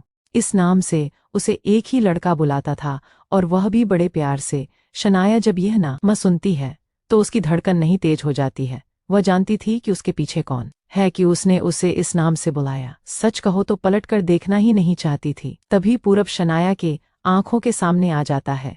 तुम मुझे इग्नोर कर रही हो? पैच आप। जैसा कि शनाया ने एक्सपेक्ट किया था, उसके पीछे पूरब खड़ा हुआ था, जो चलकर शनाया के आगे आ जाता है। पूरब को देखकर शनाया के चेहरे पर अनोइंग से एक्सप्रेशंस आ जाते हैं। एक्सक्यूज मी गाइज, मुझे जरूरी काम याद आ गया, मैं चलती हूँ। शनाया बिना पूरब पर ध्यान दिए वहां से चली जाती है। उसके सारे फ्रेंड जानते थे कि शनाया और पूरब के बीच में बहुत प्रॉब्लम चल रही है। शनाया ने पूरब को किसी और लड़की को किस करते हुए देख लिया था और वह बहुत ज्यादा गुस्सा हो गई थी। उसने तुरंत ही पूरब के साथ ब्रेकअप कर लिया था। शनाया कॉलेज से बाहर की तरफ जाने लगती है, तभी अचानक पूरब उसका हाथ पकड़कर उसे रोक देता है, लेकिन शनाया गुस्से में हाथ झटक देती है, जिसे पूरब के चोट लगे हाथ पर दर्द होने लगता है। यह देखकर अचानक शनाया बोली, ओह आई एम सॉरी, तुम्हें दर्द हो रहा है? पूरा शनाया के कंधों को पकड़कर बोला, हाँ हो रहा है, क्योंकि तुम मुझे इग्नोर कर रही हो। सीनू बेबी आई एम सॉरी, मैं जानता हूँ तुम मुझसे बहुत ज्यादा गुस्सा हो। वो सब कुछ देखने के बाद, जो कुछ भी मैंने किया, उसके बाद तुम्हारा गुस्सा होना जायज भी है। Please baby I am really sorry. तुम जानती हो कि मैं तुमसे कितना ज्यादा प्यार करता हूँ। वो तो बस मेरी बहुत ज्यादा शराब पी ली थी, मुझे कुछ ध्यान ही नहीं रहा और मैंने ये सब कर दिया। I am sorry baby, please मुझे माफ कर दो। मेरे साथ ब्रेकअप मत करो, मैं तुम्हारे बिना नहीं रह सकता, प्लीज बेबी प्लीज। पूर्व शनाया के सामने हाथ जोड़कर भी का मांगने लगता है। शनाया कुछ समझना ही ना था कि वो क्या बोले क्या करे। पूरब ने तो नशे की हालत में सिर्फ एक लड़की को किस किया था और शनाया इतना गुस्सा हो गई कि उसने ब्रेकअप कर लिया। वह तो नशे में किसी और के साथ रात बिताकर आई है। यह पूरब को पता चलेगा तो वो कैसे रिएक्ट करेगा। शनाया कुछ सेकंड के लिए सोच में पड़ जाती है कि अब उसे क्या करना चाहिए। अगर गलती पूरब से हुई है तो उसने भी की है, इनफैक्ट उसने तो पूरब से कहीं ज्यादा बड़ी गलती की है, तो उसे क्या हक बनता है पूरब से नाराज होने का, इस बात पर ब्रेकअप कर लेने का। जब शनाया कहीं देर तक कुछ नहीं बोलती तो पूरब बहुत ज्यादा डेस्परेट हो जाता है। वो शनाया का हाथ अपने हाथों में पकड़कर बोला, मैं वादा करता हूँ आगे से गलती कभी नहीं होगी, मैं सिर्फ तुमसे प्यार करता हूँ। सीनू प्लीज मुझे माफ कर दो, मैं तुम्हारे बिना नहीं रह सकता। I really love you, please baby, I am sorry. एक मौका दो मुझे अपनी गलती सुधारने का। तुम्हें दोबारा शिकायत का मौका नहीं मिलेगा। Please baby, please. यह बोलते पूरब रोने जैसी शक्ल बना लेता है। शनाया गहरी सांस लेते हुए बोली, इट्स ऑलराइट, कोई बात नहीं। ईन, तुमने कहा कि तुम नशे में थे तो चलता है। यह सुनकर एकदम से पूरब की आंखों में चमक आ जाती है। रियली? तुमने मुझे माफ कर दिया? सच में? शनाया, हाँ, मैं अपना कर हिलाते हुए बोली, हाँ, इवन आई एम सॉरी। मैंने खामखा छोटी से बात को इतना ज्यादा बढ़कर इतना ओवर रिएक्ट कर दिया। पूरब को एक राहत की सांस आती है और वो शनाया को गले लगा लेता है। Bank God baby, thank you so much, I love you very very very very much. मैं तुम्हें बात नहीं सकता कि मुझे कितनी राहत मिल रही है तुम्हारे मुंह से। यह सुनकर कई दिनों से मैं चैन से सोया तक नहीं। जब से तुमने ब्रेकअप किया है मैं ठीक से खाया तक नहीं है। चिंता में था कि पता नहीं मैं तुम्हें कैसे मना पाऊंगा। Thank you baby, I am sorry, कभी नहीं होगा, आई प्रॉमिस। इस बात पर शनाया हल्का सा अपना सर हिलाते हुए बोली, ओके। वह दोनों एक दूसरे को कुछ सेकंड तक हग करके रहते हैं। उसके बाद शनाया हग ब्रेक करके बोली, क्या तुम मुझे एक शॉप पर ड्रॉप कर सकते हो? एक्चुअली मुझे अर्जेंटली पहुंचना है। पूरब बोली, हाँ बिल्कुल, क्यों नहीं, प्लीज चलो। उसके बाद दोनों पूरब की गाड़ी के पास जाते हैं। वह गाड़ी में बैठते हैं और वहां से निकल जाते हैं। पूरब शनाया के हाथों को अपने हाथ में पकड़कर ड्राइव कर रहा था। उसके चेहरे पर एक बड़ी सी मुस्कान थी। शनाया के चेहरे पर कोई मुस्कान नहीं थी। वह चुपचाप अपने सीट पर बैठी हुई थी। पूरब शनाया की तरफ देखकर बोला, मैंने सुना कि एंटी शादी कर रही है। कांग्रेचुलेशंस, तुम्हें नई डेट और नई फैमिली मिलने वाली है। इस बात पर शनाया पूरब से बोली, शट अप पूरब, तुम जानते हो मुझे इस चीज में कोई दिलचस्पी नहीं है। ना मुझे मॉम में को इंटरेस्ट है और ना उनके सो कॉल्ड सेकंड हस्बैंड में। I love my father, he was the best, और उनके जैसा कोई और हो भी ना इन सकता। कोई फर्क नहीं पड़ता कि मेरी मॉम के नए हस्बैंड एक मिलेनियर है, यहाँ के बहुत बड़े बिजनेसमैन है। मेरे डैड भले ही एक मामूली इंसान थे, लेकिन प्यार की जो दौलत उन्होंने मेरे ऊपर लुटाई है कोई नहीं लूट सकता। I really miss him. यह बोलकर शनाया की आंखों में आंसू आ जाते हैं। वो सच में अपने डैड से बहुत प्यार करती थी, जबकि उसकी माँ उससे नफरत करती थी। उसकी माँ बोलती थे कि शनाया उसके जिंदगी के एक बहुत बड़े हादसे का सबसे बड़ा और काला धब्बा है, जिसे बचाकर भी ना भूल सकती है और ना ही दिल से अपना सकते हैं। पूरब शनाया के हाथ पर किस करते हुए बोला, आई नो बेबी, अंकल सच में बहुत अच्छे थे, तुमसे बहुत प्यार करते थे। सब कुछ ठीक हो जाएगा। हो सकता है तुम्हारे नए डेट भी होने की तरह अच्छे हों। शनाया ना में अपना सर हिलाते हुए बोली, हो ही नहीं सकता, उनके जैसा कोई अच्छा हो ही नहीं सकता। उसके बाद एक गहरी सांस लेकर सीट पर अपना सर रखकर आंखें बंद कर लेती है। I miss you dad, I miss you Shanaya. और उसकी मोम की तकरार। जल्दी ही शनाया और पूरब की गाड़ी एक बड़ी सी बुटीक के बाहर आकर रुकती है। वह शॉप बहुत खास थी। वहां पर वेडिंग गाउन्स बनाए जाते थे, लेकिन शॉप में एंट्री हर किसी के बस की बात नहीं थी।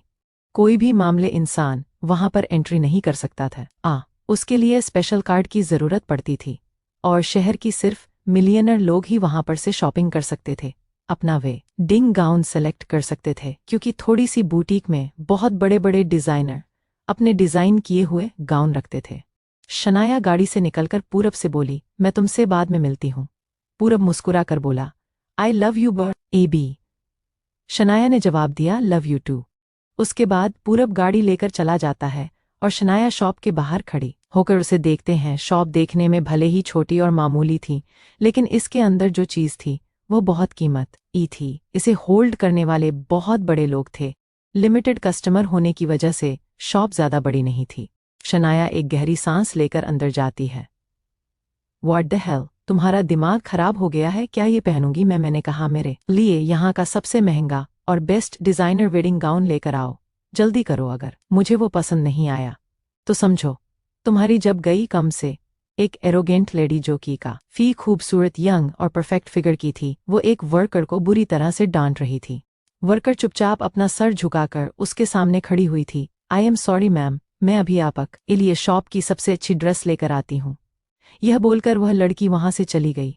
सामने खड़ी औरत दिखने में बहुत खूबसूरत और यंग जरूर थी, लेकिन असल में यह शनाया की माँ थी। उसकी खूबसूरती से, उसके फिगर से उसके उम्र का इतना पता ही नहीं लग रहा था। शनाया की माँ और शनाया के फेशियल फीचर्स काफ़ी हद तक मिलते जुलते थे। अब पता चला कि सुनाया कोई खूबसूरती कहाँ से मिली। अपनी माँ से विरासत में मिली। क्योंकि उसकी माँ बहुत ज़्यादा खूबसूरत थी और एक फेमस डिज़ाइनर भी, इसलिए तो उसे कपड़ों की बहुत अच्छी समझ थी। हमेशा की तरह अपनी मॉम का ऐसा रूड और एरोगेंट बिहेवियर देखकर शनाया को इरिटेशन फील होती है। मोम शनाया की आवाज़ सुनकर वह औरत पलट कर देखती है और अपनी आंखों के सामने शनाया को देखकर उसे औरत की आंखें सिकुड़ जाती है। मैंने तुम्हें यहाँ 1 घंटे पहले बुलाया था। ये कोई टाइम है तुम्हारा यहाँ पर आने का? अपनी माँ की बात सुनकर शनाया आपने आंखें रोल करते हुए बोल, आपको क्या लगता है मैं हमेशा फ्री रहती हूँ? मेरे और भी बहुत सारे काम होते हैं निपटने के लिए। अभी अभी कॉलेज से आ रही हूँ। मैं अपनी क्लासेस को कंप्लीट करके आपकी सो कॉल्ड शादी के लिए मैं क्या अपनी क्लासेस को बीच में छोड़कर आ जाती? इतनी भी इम्पोर्टेंट नहीं है ये शादी मेरे लिए। शनाया अपनी मॉम से इक्वली रूड तरीके से बात करती थी। दोनों के बीच यह सब कुछ तो होता रहता था, कोई बड़ी बात नहीं थी। शनाया की मॉम शनाया के पास आकर बोली, तुम हैं कभी बात करने की अकल नहीं आएगी ना? अपनी मॉम से इस तरीके से बात करोगी तुम? कितनी बार समझाया है कि जब अपनी मॉम से बात करो तो आवाज़ नीचे करके बात किया करो। शनाया भी अपने हाथों को छाती पर क्रॉस करते हुए बोली, तो फिर आप भी मुझे अपनी बात करने की टोन को ज़रा सुधार लीजिए। क्यों कि रिस्पेक्ट सिर्फ बड़े ही नहीं, छोटे भी डिजर्व करते हैं, और मैनर्स सिर्फ बच्चों के ही नहीं बड़ों के भी देखे जाते हैं। अपनी बेटी कैसे हाजिर जवाबी कि उसे औरत को, यानी कि दीप्ति अग्रवाल को आदत थी शुरू में। शनाया को अपनी माँ का ऐसा बिहेवियर बहुत तकलीफ देता था, उसे बहुत बुरा लगता था, पर धीरे शनाया को अपनी माँ के प्यार की बजाय उनके ऐसे रूड बिहेवियर की आदत हो गई थी, और वो भी अपनी मॉम की तरह ही रूड और एरोगेंट बनती जा रही थी, जो कि वो नहीं बनना चाहती थी। वो अपने डैड की तरह बनना चाहती थी, बहुत शांत, बहुत लवेबल। लेकिन इंसान जिस नसान से सबसे ज्यादा प्रभावित होता है वह अक्सर उसी की तरह ढल जाता है। शनाया की मॉम दीप्ति का उसकी जिंदगी में बहुत इम्पैक्ट था, इसलिए तो वह दिन ब दिन न उसके जैसे बनती जा रही थी, लेकिन उसमें उसके पापा के भी बहुत सारे गुण थे। शनाया जाकर सोफे पर बैठ जाती है और अपनी मॉम को कंप्लीटली इग्नोर कर देती है। कुछ स्टाफ मेंबर शनाया के लिए कोल्ड ड्रिंक लेकर आते हैं, और वो जो लड़की जिसे थोड़ी देर पहले डांट पड़ रही थी वह दीप्ति के लिए स्टोर का सबसे खूबसूरत, सबसे डिज़ाइनर और सबसे महंगा गाउन लेकर आती है। उसे गाउन को देखकर देखते की आंखों में चमक आ जाती है। Oh my God, this is so beautiful. तुमने मुझे ये पहले क्यों नहीं दिखाया? तब से मुझे बकवास ड्रेस दिखाई जा रही हो। इस स्टोर में रखी कोई भी ड्रेस बकवास नहीं थी, सब हाई क्लास, हाई क्वालिटी और हाई प्राइस की ड्रेस थी। दीप्ति की शादी इस वक्त जिस इंसान से होने जा रही थी वो शहर के टॉप 5 बिजनेसमैन में से एक था, इसीलिए दीप्ति का ऐसा एरोगेंट होना जाहिर था। दीप्ति फटाफट वह गाउन पहनकर अपने आप को आईने में देखती है। वाकई में इस वक्त दीप्ति की खूबसूरती का कोई जवाब नहीं था। उसे देखकर कोई बात ही न इन सकता था कि वह 18 साल की एक लड़की की माँ है। बहुत सारा खूबसूरत लग रही थी। दीप्ति शनाया से बोली, शनाया देखकर बताओ कि ये ड्रेस मुझ पर कैसे लग रही है। शनाया जो कि अपने फ़ोन में कुछ टाइप कर रही थी, माँ की बात सुनकर अपनी नज़र उठाकर उसकी तरफ देखकर कुछ सेकंड बस दिखती ही रहती है, उसके बाद जवाब देती है, ड्रेस अच्छी है। ये बोलकर वो फिर से अपने फ़ोन में टाइप करने लगती है। दीप्ति अपनी आईब्रो से कॉट कर बोली, मैंने पूछा कि मैं कैसी लग रही हूँ इस ड्रेस में। शनाया ने जवाब दिया, आप वैसे ही है जैसी हमेशा से थी, मैं सिर्फ ड्रेस को लेकर आपको अपना ओपिनियन बता रही हूँ। खुद के बारे में अगर आप मेरा ओपिनियन ना ही जाने तो ज़्यादा बेहतर है। यह बोलकर शनाया उठकर वहां से चली जाती है। दीप्ति गुस्से में अपनी मुट्ठियों को कस लेती है। ये लड़की कभी नहीं सुधरेगी, कभी भी नहीं। Wedding complete. कुछ दिन बाद शनाया अपनी फ्रेंड आध्या के साथ वेडिंग हॉल में खड़ी थी। उसके ठीक आंखों के सामने उसकी मॉम और उसके नए डैड की शादी हो रही थी। पादरी जब दोनों की शादी करवा देता है तो उसके बाद दोनों को किस करने के लिए बोलता है। शनाया चेहरे पर हल्के उदासी भरे भाव लेकर उन्हें देख रही थी। जब वह दोनों एक दूसरे को किस करते हैं तो सब लोग जोर जोर से तालियां बजाते हैं, पर शनाया गुस्से में अपनी मुट्ठियों को जोर से कस लेती है और इरिटेशन में वहां से खड़ी होकर चर्च के बाहर चली जाती है। एक बड़े से गार्डन में दोनों के रिसेप्शन पार्टी रखी जाती है। दोनों वहां पर खड़े हुए थे। सब लोग बड़ी बड़ी आकर उन्हें कांग्रेचुलेशन बोल रहे थे, मुबारकबाद दे रहे थे, तोहफे दे रहे थे, फूल दे रहे थे, और वो लोग हंसते मुस्कराते सबको थैंक यू बोल रहे थे। उन लोगों से दूर खड़ी अपने फ़ोन में अपने पहले वाले पापा की फ़ोटो देख रही थी। उसे देखकर शनाया की आंखें हल्की नाम हो गई थी। फिर वो अपने पापा की फ़ोटो को सीने से लगाकर बोली, आई love you dad, I will always love you. आपकी जगह मेरी जिंदगी में कोई और नहीं ले सकता और ना ही मैं कभी लेने दूंगी। मॉम आपको भूल सकते हैं, किसी और के साथ अपनी जिंदगी शुरू कर सकती है, लेकिन मैं आपको कभी नहीं भूल सकती।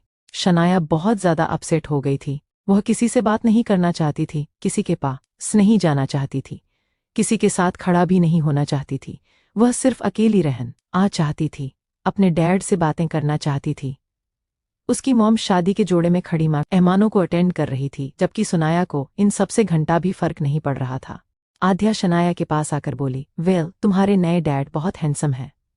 शनाया इरिटेशन भरी आवाज में बोली, don't call him my dad, वो मेरे डैड नहीं है। ओके, और खबरदार आगे से उन्हें मेरे डैड के नाम से बुलाया तो वो सिर्फ मेरी मॉम के हस्बैंड है। डेड अ सीट। आद्या शनाया को पीछे से हग करते हुए बोली, इतनी परेशान क्यों हो रही हो? देखो अब जो भी है वह तुम्हारी डैड है। मैं जानती हूँ कि तुम उन्हें पसंद नहीं करती, पर तुम्हें पता है तुम्हारे डैड के शहर में रेपुटेशन क्या है। वो यहाँ के मल्टी मिलेनियर्स में से एक है। तुम्हारी तो लाइफ सेट हो गई, अब तो तुम प्रिंसेस वाली जिंदगी जियोगी, इतनी सारी प्रॉपर्टी की वारिश जो बन गई हो तुम।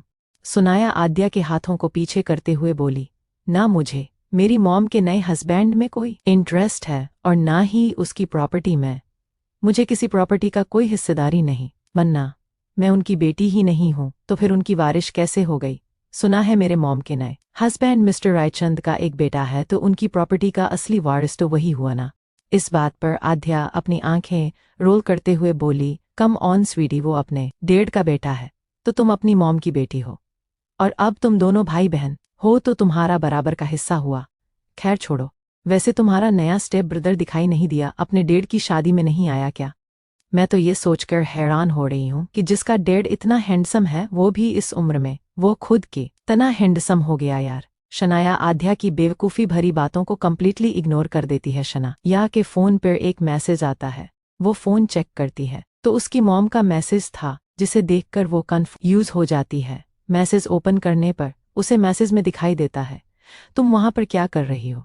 यहाँ पर आओ और अपने नए डैड को कांग्रेचुलेट करो। इस तरह अकेले खड़ी रहकर उनके साथ मने मुझे बेइज्जती मत करवाओ। चुपचाप यहाँ पर आकर एंड शादी की बधाई दो, और मुझे भी।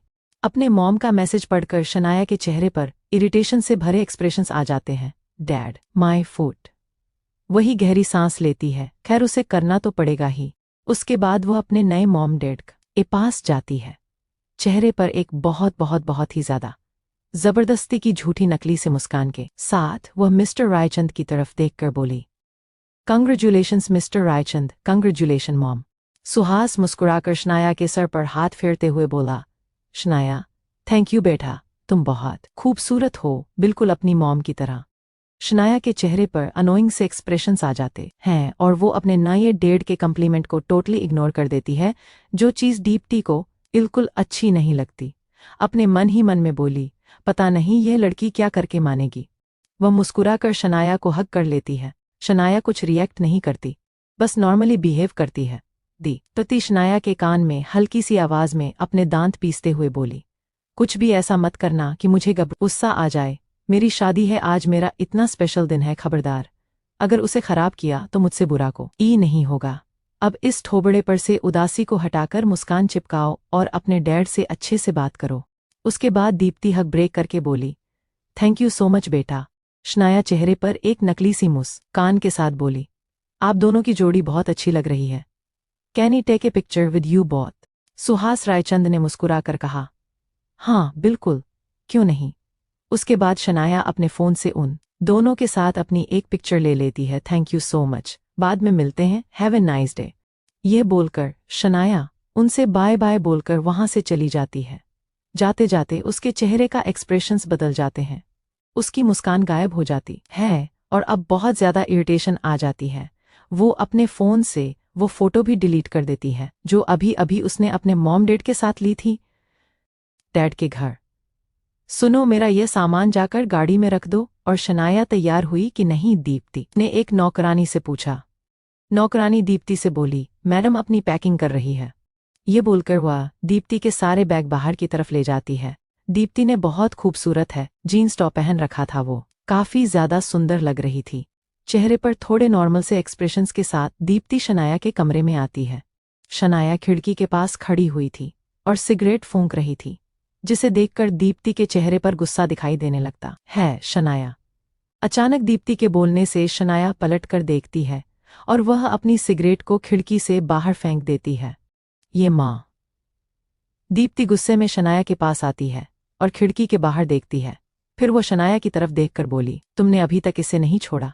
मैंने तुमसे कितनी बार कहा है तुम्हारी उम्र नहीं है ये स्मोकिंग करने की, ड्रिंक करने की, लेकिन तुम हो कि मेरी बात मानती ही नहीं हो। तुम्हारी प्रॉब्लम क्या है? हाँ, ये सब बुरी आदत है। तुम्हारी उम्र के बच्चे इस वक्त अपनी पढ़ाई और अपने करियर में ध्यान दे तो ज्यादा अच्छे लगते हैं, न कि ये सब सारा दिन पार्टी और नशे करना तुम्हारी आदत हो चुकी है।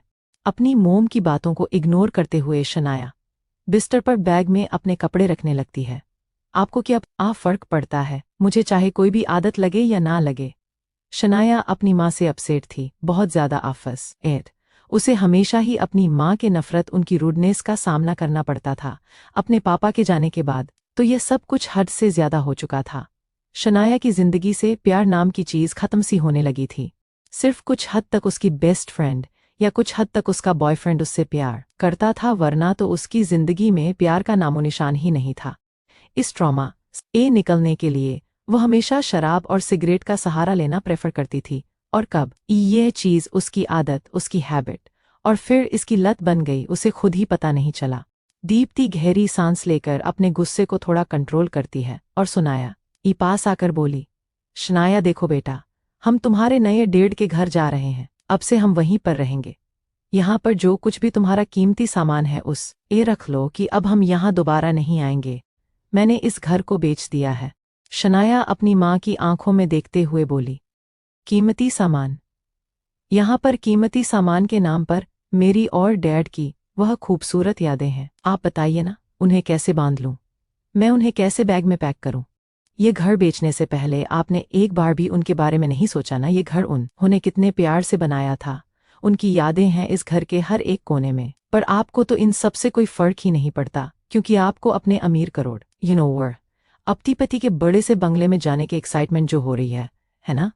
ये बोलते बोलते शनाया की आंखों में आंसू आ जाते हैं। दीप्ति अपनी मुट्ठियों को जोर से कस लेती है। ऐसा नहीं है, मैं भी उनसे उतना ही प्यार करती थी जितना तुम करती हो। शनाया चिल्लाकर बोली, झूठ बोल रही है आप। अगर उनसे प्यार करती होती तो उनके आखिरी निशानी को ऐसे बेचकर अपने पति के बड़े से बंगले में उछलती हूँ। नहीं जाती आप। पापा के पास बेशक ज्यादा पैसे नहीं थे, हम ज्यादा अमीर नहीं थे, पर उनके पास बहुत सारा प्यार था हमें देने के लिए। हम खुश थे जब शनाया के गले से हम आवाज निकालने बंद हो जाती है। अपने पापा और उनके साथ प्यार भरे मोमेंट याद करके उसका दिल भर आता है। काश ऐसा हो जाता कि उसका पापा दोबारा आ सकता, वह उसे कभी नहीं जाने देती। दीप्ति बिना कुछ बोले वहां से चली जाती है। शनाया उसे हमेशा ही इरिटेट कर देती थी, लेकिन आज तो उसने उसे दुखी भी कर दिया। थोड़ी देर में शनाया का सामान भी गाड़ी में रखा जाता है। दीप्ति गाड़ी ड्राइव कर रही थी और उसने पीछे की सीट पर अपने ईयरफोन का नो में लगाकर गाने सुन रही थी। उसकी आंखों से आंसू अभी टपक रहे थे, लेकिन वो अपने जज्बातों को कंट्रोल करने की कोशिश कर रही थी। शनाया ने फोन में गाने नहीं चला रखे थे, सिर्फ ईयरफोन लगा रखी थी ताकि अपनी माँ को दिखा सके कि वो बिजी है। लेकिन दीप्ति जानती थी कि वो नाटक कर रही है, कि वो गाने सुन रही है। दीप्ति शनाया से बोली, तुम्हारे डैड ने ही मुझसे कहा था कि मैं इस घर को भेज दूं, वरना मुझे कोई शौक नहीं है उनकी इतनी कीमती चीज को अपने आप से अलग करने का। अपने मॉम के बात सुनकर शनाया हैरान हो जाती है। वह अपनी ईयरफोन निकालकर बोली, क्या कहा आपने? Are you serious? झूठ बोल रही है आप। डैड अपने ही घर को बेचने के लिए क्यों कहेंगे? ये सब आप नाटक कर रही है ना? दीप्ति एक गहरी सांस लेकर बोली, तुम्हें जो सोचना है सोचो, पर तुम्हारे पापा ने मुझसे कहा था जब अपनी जिंदगी और मौत से लड़ रहे थे। उन्होंने कहा था कि मैं तुम्हें अकेले ना पालूं, किसी से शादी करूं, कोई अच्छा इंसान जो मेरा हमसफर बन सके और तुम्हें पालन में तुम्हारी अच्छी परवरिश में मेरी मदद कर सके। उन्होंने ये भी कहा था कि वह जानत हैं तुम उनकी चीज़ों से बहुत ज़्यादा अटैच हो, और जब तक तुम उनसे अटैच रहोगी किसी और के साथ नहीं घुल मिल पाओगी, तो उन्होंने मुझसे प्रॉमिस लिया था कि जब मैं दूसरी शादी करके अपने दूसरे पति के घर जाऊंगी तभी लेकर तो पीछे से उनकी सारी यादों को खुद से दूर कर दूंगी ताकि अपनी जिंदगी में आगे बढ़ाने में हम दोनों को कोई प्रॉब्लम ना हो। आपके बाप की बात सुनकर शनाया शॉक हो जाती है। दीप्ति की आंखें भी हल्की से नम हो जाती है। शनाया समझ नहीं पा रही थी कि उसके डैड ने ऐसा क्यों किया। उसकी आंखों से आंसू टपक जाते हैं और वह बेजान से होकर अपनी जगह पर बैठी रहती है। शादी की पार्टी। शनाया अपनी मॉम के साथ अपने पिता सुहास रायचंद के नए घर में शिफ्ट होती है। सच में उसके नए डैड का जो घर था वो एक्चुअली में घर नहीं, एक महल था। बहुत बड़ा और शानदार महल। शहर का सबसे महंगा, बड़ा और सबसे खूबसूरत घर अगर कोई था तो ये था, जहां पर दर्जनों नौकर काम कर रहे थे। हर नौकर का अलग कोई काम था। उन्हें देखकर लग रहा था कि नौकर शनाया से भी ज्यादा क्वालिफाइड हैं। नौकर दोनों का सामान गाड़ी से उतरकर बंगले के अंदर ले जाते हैं। सुहास दरवाजे पर खड़ा अपने गार्डों के साथ उनका इंतजार कर रहा था। उनके यही सुहास गाड़ी का दरवाजा खोलना है और दीप्ति गाड़ी से निकलकर एक बड़ी सी मुस्कान के साथ सुहास को हक कर लेती है। Hi baby, how are you? Suhas में मुस्कुरा कर कहा। मैं ठीक हूँ, तुम कैसे हो? मैं कब से तुम लोगों का इंतजार कर रहा हूँ। कितना टाइम लगा दिया तुम लोगों ने आने में? दीप्ति ने अपनी आंखें रोल करते हुए कहा। ओ बेबी, सामान भी तो वहां से उठाना था ना, और घर को भेजा है तो उसके कुछ डॉक्यूमेंट्स पर साइन वगैरह करने थे। सुहास गाड़ी की तरफ देखते हुए बोला। शनाया गाड़ी में है, वह बाहर क्यों नहीं आ रही? दीप्ति को थोड़ी इरिटेशन होती है शनाया का नाम सुनते ही, पर वो एक मुस्कुराहट करा के साथ बोली, ये सब उसके लिए नया नया है ना, इसलिए वो जरा हेसिटेट कर रही है। बट रिलैक्स, वो कुछ टाइम बाद नॉर्मल हो जाएगी। नई जगह पर अक्सर उसे परेशानी होती है एडजस्ट करने में, और ये तो उसका नया घर है। नया घर, नए लोग, उसे थोड़े टाइम लगेगा। इस बात पर सुहास में मुस्कुराते हुए कहा। बिल्कुल, उसे जितना टाइम चाहिए वो ले सकती है। आफ्टर ऑल हम उसकी नई फैमिली है। सुहास हल्का सा झुकते हुए शनाया की तरफ देखकर बोला। शनाया बेटा, हम पहुंच गए हैं, आप जरा बाहर आए। शनाया गाड़ी से निकलती है और पूरे बंगले को देखती है।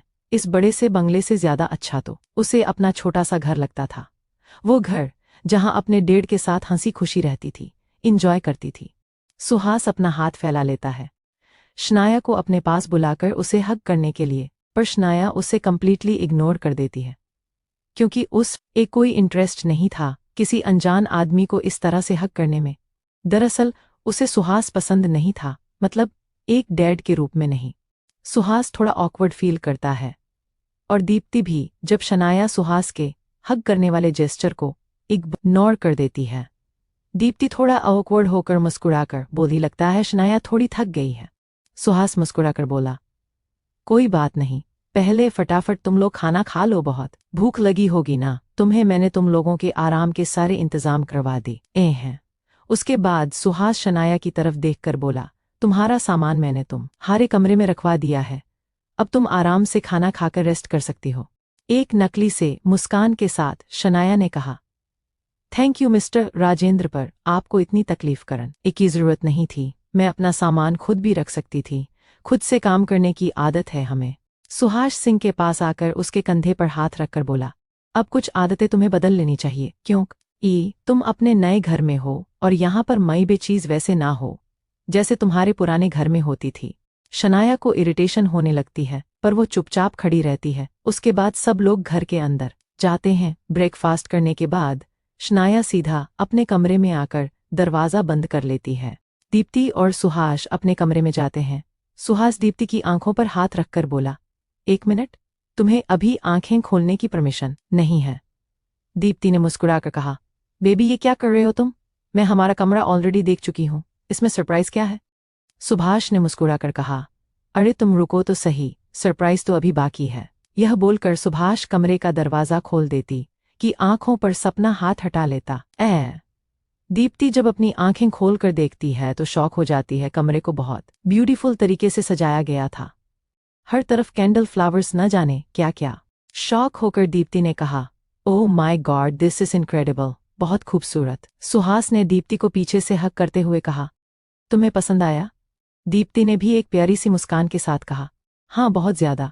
उसके बाद दीप्ति सुहास की तरफ पलटती है और उसकी आंखों में देखती है, यह सब कुछ तुमने मेरे लिए किया है? सुभाष ने कुछ सोचने की एक्टिंग करते हुए कहा। वेल सुभाष के क्यूट से जेस्चर पर दीप्ति हंस देती है। बहुत अच्छा है।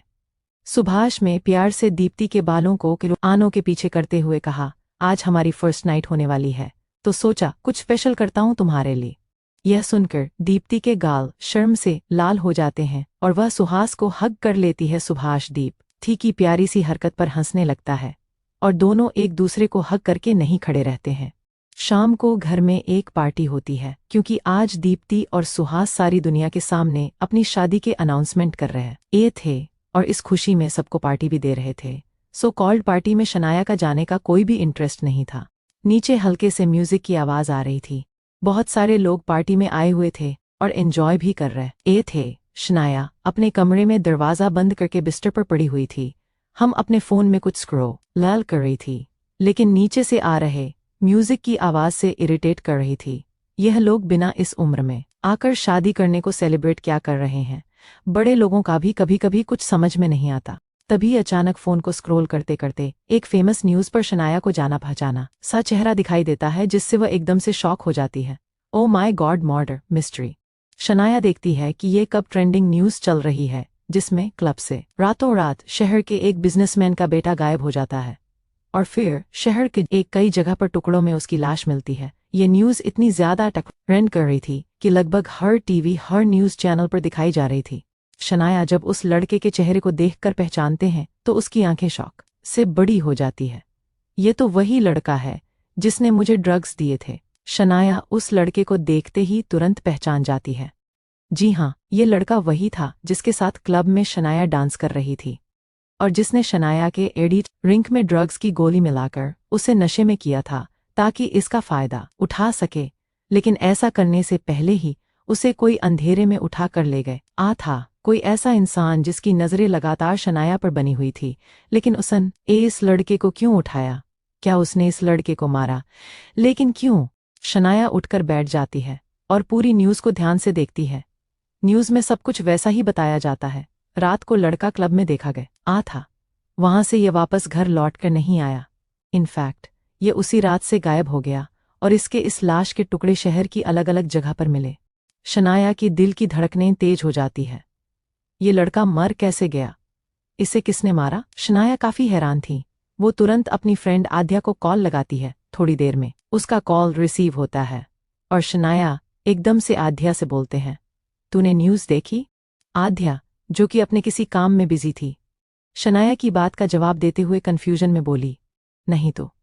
कुछ खास चल रहा है क्या न्यूज़ में? शनाया ने बेड से उठकर इधर उधर बेचैनी से चक्कर काटते हुए कहा, जल्दी से न्यूज़ देखो, ऐसी न्यूज़ आई है कि तुम्हारे होश उड़ जाएंगे। आद्या कंफ्यूज हो जाती है, ऐसी क्या न्यूज़ आई है? मेरा कोई एमएमएस वायरल हो गया है क्या, या फिर तेरा कहीं वो तेरी वर्जिनिटी तोड़ने वाला लड़का तो नहीं मिल गया तुझे? यह बोलकर आद्या फिर से शनाया के टांग खींचने लगते हैं। शनाया इरिटेशन में आद्या से बोली, आद्या मैंने क्या कहा तुमने सुन? नहीं, अरे टीवी ऑन करके देखो, तुम्हें कुछ बहुत हैरान कर देने वाला दिखाई देगा। देख कि आज की ट्रेंडिंग न्यूज़ क्या है। अपनी आंखें रोल करते हुए आद्या ने कहा, हाँ ठीक है, देख रही हूँ। उसके बाद आद्या फटाफट से टीवी ऑन कर देती है और न्यूज़ देखती है, जहां पर एक लड़के की कत्ल की और उसके टुकड़े टुकड़े करके शहर में फेंक देने की न्यूज़ बड़ी तेजी से वायरल हो रही थी। आद्या शनाया से फ़ोन पर बात करते हुए बोली, ऐसा क्या है इस न्यूज़ में जो मुझे हैरान कर देगा? मर्डर ही तो है। ये तो आए दिन होते ही रहते हैं, इसमें कौन सी बड़ी बात है? शनाया अपना माथे पीटते हुए बोली, बेवकूफ़ कहीं की, उस लड़की को देख तूने पहचाना? आद्या उस लड़के को बहुत से देखती है यार, जाना पहचाना तो लग रहा है, पर एग्जैक्ट याद नहीं आ रहा कि कौन है। तो जानती है क्या इसे? तेरा कोई रिश्तेदार है क्या? शनाया ने कहा, अरे नहीं बेवकूफ़, यह वही लड़का है जिसने मुझे ड्रग्स दिए थे क्लब में, जो मेरे साथ हैंकी पैंकी करना चाहता था लेकिन कर नहीं पाया। रिमेंबर? शनाया की बात सुनकर एकदम से आद्या की आंखें फटी की फटी रह जाती है। व्हाट, यह वही लड़का है? शनाया आद्या से बोली, यार ये क्लब वाली रात से ही गायब है और वहां पर से किसी ने इसको किडनैप किसका मर्डर कर दिया। Can you imagine? उसका मर्डर जिस रात हुआ उस रात ये क्लब में ही था। आद्या हैरान होकर बोली, हाँ यार, अगर ऐसा है तो तू तो बच गई। अगर यह लड़का तेरे साथ उस रात क्लब में होता तो तुम बुरी फंस जट आती। शनाया ने बिस्तर पर बैठते हुए कहा, सच में मैंने तो कभी इमेजिन भी नहीं किया था कि इस लड़के के साथ ऐसा होने वाला है। तभी अचानक दरवाजे पर खटखटा की आवाज़ होती है। शनाया दरवाजे की तरफ देखती है। वो आध्या से कहती है, मैं तुमसे बाद में बात करत ईहूं लगता है दरवाजे पर कोई आया है। आज मेरे सो कॉल्ड मॉम और उनके नए हस्बैंड की शादी की खुशी में घर में पार्टी रखी है। इस बात पर आध्या ने कहा, वाह, तूने मुझे नहीं बुलाया यार, मुझे भी बुला लेती। मैं भी देखना चाहती थी कि इतने करोड़पति लोगों की पार्टी आखिर होती कैसे हैं। दिस इज़ नॉट फेयर, मैं तेरी बेस्ट फ्रेंड हूँ और तुम मुझे भूल गई अपने नए घर में जाने के बाद। शनाया एक गहरी सांस लेते हुए बोली, ऐसा कुछ नहीं है, मैं खुद इस पार्टी में नहीं हूँ, कमरा बंद करके अपने कमरे में पड़ी हूँ। मुझे कोई शौक नहीं है इन लोगों के बीच में जाकर अपना दिमाग खराब करने का। पता नहीं कैसे लोग पार्टी में आए हुए हैं, सबके सब करोड़पति लग रहे हैं। भला मैं यहाँ पर जाकर क्या करूँगी? बहुत ही बोरिंग है पार्टी, इसीलिए मैंने पार्टी में न जाने का फैसला किया है और अपने रूम में ही रहने का सोचा है। तभी अचानक फिर से दरवाजे पर खटखटा की आवाज़ होती है। अच्छा, मैं तुमसे बाद में बात करती हूँ बा। यह बोलकर सनाया फ़ोन कट कर देती है। वह दरवाजे के पास जाकर दरवाज़ा खोलती है तो उसकी मोमदीप थी वहाँ पर खड़ी हुई थी। एक ब्यूटीफुल से ब्लैक गाउन में वो बहुत ज़्यादा खूबसूरत लग रही थी। ब्यूटीफुल सा हेयर स्टाइल और डायमंड की ज्वेलरी में उसकी खूबसूरती कई होना ज़्यादा निखर गई थी। दीप्ति शनाया को ऊपर से नीचे तक देखकर हैरानी से बोली, तुम अभी तक तैयार नहीं हो? शनाया कमरे के अंदर जाते हुए बोली, मुझे भी तैयार होना था। दीप्ति ने हल्के गुस्से भरी आवाज़ में कहा, नीचे मेरी और तुम्हारे डैड की पार्टी चल रही है और तुम अपने कमरे में बंद हो। Are you out of your mind? Shanaya ने भी जवाब दिया, वह आपके पति हैं लेकिन मेरे डैड नहीं, तो उन्हें मेरा डैड बोलना बंद कीजिए। दीप्ति शनाया के पास जाकर उसके चेहरे को अपनी तरफ करके उसके चिन को अपने हाथों में जोर से पकड़ लेती है। शनाया बड़ी मुश्किल से संभाल पाती है। दीप्ति उसे भारी आवाज में बोली, तमाशा मत करो, मैं बर्दाश्त नहीं करूंगी और यहाँ पर मुझसे तुम्हें बचाने के लिए तुम्हारे वह पापा भी नहीं है। चुपचाप कपड़ ये पहनकर तैयार हो और नीचे आओ। तुम्हारी वजह से 4 लोगों में मेरी या मेरे पति की बेइज्जती हो, मैं बर्दाश्त नहीं कर सकती, समझी तुम? यह बोलकर दीप्ति पीछे हट जाती है। 15 मिनट है तुम्हारे पास, तैयार होकर नीचे आओ अच्छे बच्चे की तरह, अगर मार नहीं खाना चाहती तो। यह बोलकर देखते गुस्से में वहां से चली जाती है। बिल्लू तुम्हारी कैद से फरार। थोड़ी देर में शनाया तैयार होकर वहां आती है। उसने एक बहुत एक्सपेंसिव स्कर्ट पहन रखी थी जो उसकी मॉम मैं उसके कमरे में भिजवाई थी, जो वो बिल्कुल पहनना नहीं चाहती थी। शनाया उस स्कर्ट में बहुत ज़्यादा खूबसूरत लग रही थी। पार्टी के काफ़ी लोगों की नज़र उस पर जाती है। सब लोगों को अपनी तरफ देखा हुआ देखकर शनाया काफ़ी ज़्यादा ऑकवर्ड हो जाती है और अपने मन में सोचती है, यह लोग मुझे ऐसे क्यों देख रहे हैं? इसका तो एक ही मतलब हो सकता है कि मैं अलग लग रही हूँ, या तो बहुत अच्छी या फिर बहुत ज़्यादा बुरी। एक गहरी सांस लेकर शनाया ने फिर से सोचा, क्या फ़र्क पड़ता है ना, यह लोग मुझे जानते हैं ना मैं इन्हें जानती हूँ। फाड़ में जाए सब। अगर मॉम ने जितना की होत इना तो मैं घंटा इस पार्टी में आने वाली थी। बूढ़ी घोड़ी लाल लगाम, जिस उम्र में बच्चों को शादी करनी चाहिए उस उम्र में पेरेंट्स शादी कर रहे हैं, कमाल है। शनाया अपने फेस एक्सप्रेशंस को थोड़ा नॉर्मल करती है, हल्की सी मुस्कुराती है और पार्टी में एंट्री करती है। शनाया कि मॉम दीप्ति अपने हस्बैंड सुहास के साथ खड़ी हुई थी। दोनों एक दूसरे के काफी करीब होकर खड़े थे। सुहास के हाथ में ड्रिंक का ग्लास था। उसने शनाया की तरफ देखते हुए दीप्ति से कहा, मुझे शनाया बिल्कुल तुम्हारी कॉपी लगती है, वैसे आज वह भी काफी सुंदर लग रही है। इस बात पर दीप्ति ने अपने आईब्रोज ऊपर उठाते हुए कहा, क्या मुझसे भी ज्यादा? सुहास इस बात पर हल्का सा हंस देता है, ऑफ कोर्स नोट स्वीटहार्ट, तुमसे ज्यादा इस दुनिया में कोई भी सुंदर नहीं हो सकता, तुम तो एक अजूबा हो। दीप्ति यह सुनकर मुस्कुराकर बोली, तुम भी ना। शनाया चलकर अपनी मॉम और सुहास रायचंद के पास आती है। Congratulation Mr Raichand, congratulation mom, you are looking so beautiful. Shanaya झूठ मूठ का कम्प्लीमेंट दे देती है, पर अंदर ही अंदर तो वो अपनी मॉम को ट्रक भर भर के गालियां दे रही थी। दीप्ति भी यह बात बहुत अच्छी तरह से जानती थी कि उसकी बेटी को इस तरह की पार्टी में आना पसंद नहीं है। वह तो यंगस्टर्स की पार्टी में जाती है, खुलकर नाचना गाना शराब पीना वगैरह। दीप्ति मुस्कुराकर शनाया से बोली, तुम भी बहुत ज्यादा सुंदर लग रही हो। सुहास ने शनाया से कहा, तुम मुझे मिस्टर रा ये चंद क्यों बोलती हो? I am your dad, now call me dad. जैसे ध्रुव मुझे बोलता है उसकी तरह अब तुम्हारा भी मैं डैड हूं। इस बात पर शनाया ने नकली सी मुस्कान के साथ कहा, मिस्टर रायचंद, क्या आपका बेटा मेरी मॉम को अपनी मॉम बोलता है? मैंने सुना है कि वो मॉम को मिसेज अग्रवाल के नाम से एड्रेस करता है। शनाया को याद है कि दीप्ति ने उसे बताया था शादी से पहले जब वो ध्रुव से मिली थी तो वह उसे मिसेज अग्रवाल ही बोलता था। शादी के बाद तो खैर दोनों का मिलन हुआ ही नहीं। सुहास एक गहरी सांस लेकर बोला, तुम बच्चे भी ना हाजिर जवाबी में लाजवाब होते हो। उनसे कोई नहीं जीत सकता। ठीक है, तो मुझे जो बुलाना चाहती हो वो बुला सकती हो। शनाया के चेहरे पर मुस्कान देखकर दीप्ति को अंदर ही अंदर बहुत गुस्सा आ रहा था। वह जाती थी कि यह जानबूझकर ऐसा कर रही है, आखिर यह करना क्या आती है। दीप्ति का मन तो कर रहा था कि अभी जोर से तमाचा जगदीश के गाल पर वह फिर भी अपने गुस्से को कंट्रोल करके चुपचाप खड़ी हुई थी, अपनी मॉम को अंदर ही अंदर गुस्से में उबलता हुआ, लेकिन बेबस और लाचारी देखकर शनाया के होठों पर भी शैतानी सिमरू उसका अंत थी। तभी एक मेहमान सुहास के पास आकर उसे कंग्रेचुलेट करता है, congratulations Mr and Mrs Raichand. इस बात पर सुहास और दीप्ति मुस्कुराकर उसे थैंक यू बोलते हैं। वो आदमी शनाया की तरफ देखते हुए बोलाइफ, आई एम नॉट रॉन्ग, ये आपकी बेटी है ना मिसेज रायचंद? दीप्ति ने मुस्कुराकर कहा, जी ये मेरी बेटी शनाया है। शनाया दीप्ति की बात को कंप्लीट करते हुए बोली, शनाया अग्रवाल। शनाया दीप्ति सुहास को यह दिखाना चाहती थी कि भले ही उन दोनों ने शादी कर ली पर शनाया सुहास के नाम को कभी भी नहीं एक्सेप्ट करेंगी। अपने नाम के पीछे इसल ये उसने अपने पहले पापा के सरनेम को ही उसे किया जैसे वो हमेशा करती है। दीप्ति अपनी मुट्ठियों को जोर से कस लेती है पर चेहरे पर एक नकली से मुस्कान रखती है अपने गुस्से को छुपाने के लिए। बेटा, कितनी बार तुमसे कहा है कि अब तुम्हें अपने पुराने वाले नाम को छोड़कर अपने नाम के पीछे रायचंद लगाना चाहिए।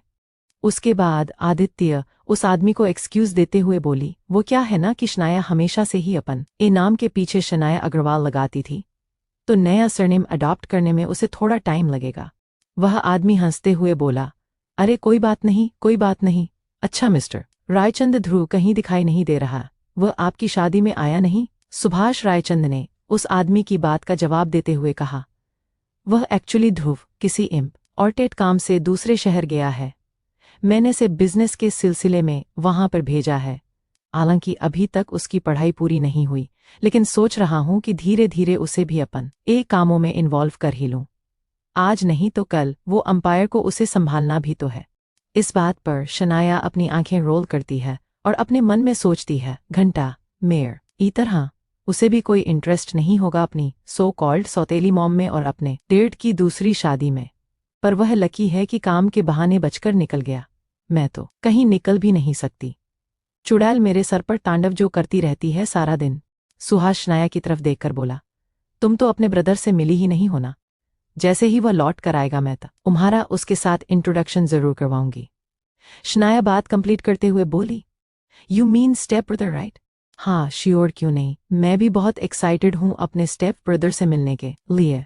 फिलहाल के लिए आप इंजॉय कीजिए, मैं चलती हूँ, मुझे एक इम्पोर्टेंट कॉल करना है। ये बोलकर एक्सक्यूज लेकर शनाया वहां से चली जाती है। वो बहुत ज्यादा इरिटेट हो गई थी, उसे पार्टी में घंटा भी मजा नहीं आ रहा था। यहां से निकलना पड़ेगा यार, वरना मेरा दम घुट जाएगा। इनरा इस लोगों में समझ में नहीं आता, ये लोग इतने भारी कपड़े क्यों पहनते हैं यार, इन्हें देखते कि मेरे बदन में आग लग रही है। पूरे हॉल में ऐसी चल रहे हैं, फिर भी कितनी गर्मी लग रही है। आखिरी बार शनाया अपनी मॉम की तरफ देखती है जो अपने गेस्ट को अटेंड कर रही थी, पर उसकी नजरें ज्यादातर शनाया के ऊपर थी। चेहरे पर एक तिरछी से मुस्कान के साथ शनाया बोली, बिल्लू तुम्हारी कैद से फरार। उसके बाद शनाया पार्टी छोड़कर चली जाती है। मुझे भी चाहिए, लेकिन आज आखिरी बार। शनाया पार्टी को छोड़कर बंगले के बाहर निकलती है और अपनी मॉम का एक गाड़ी लेकर बाहर चली जाती है। उसके गाड़ी लेकर चले जाते ही बाहर अंधेरे में छुपी हुई एक पर्च आई बाहर निकलती है और जाती हुई गाड़ी की तरफ देखती है।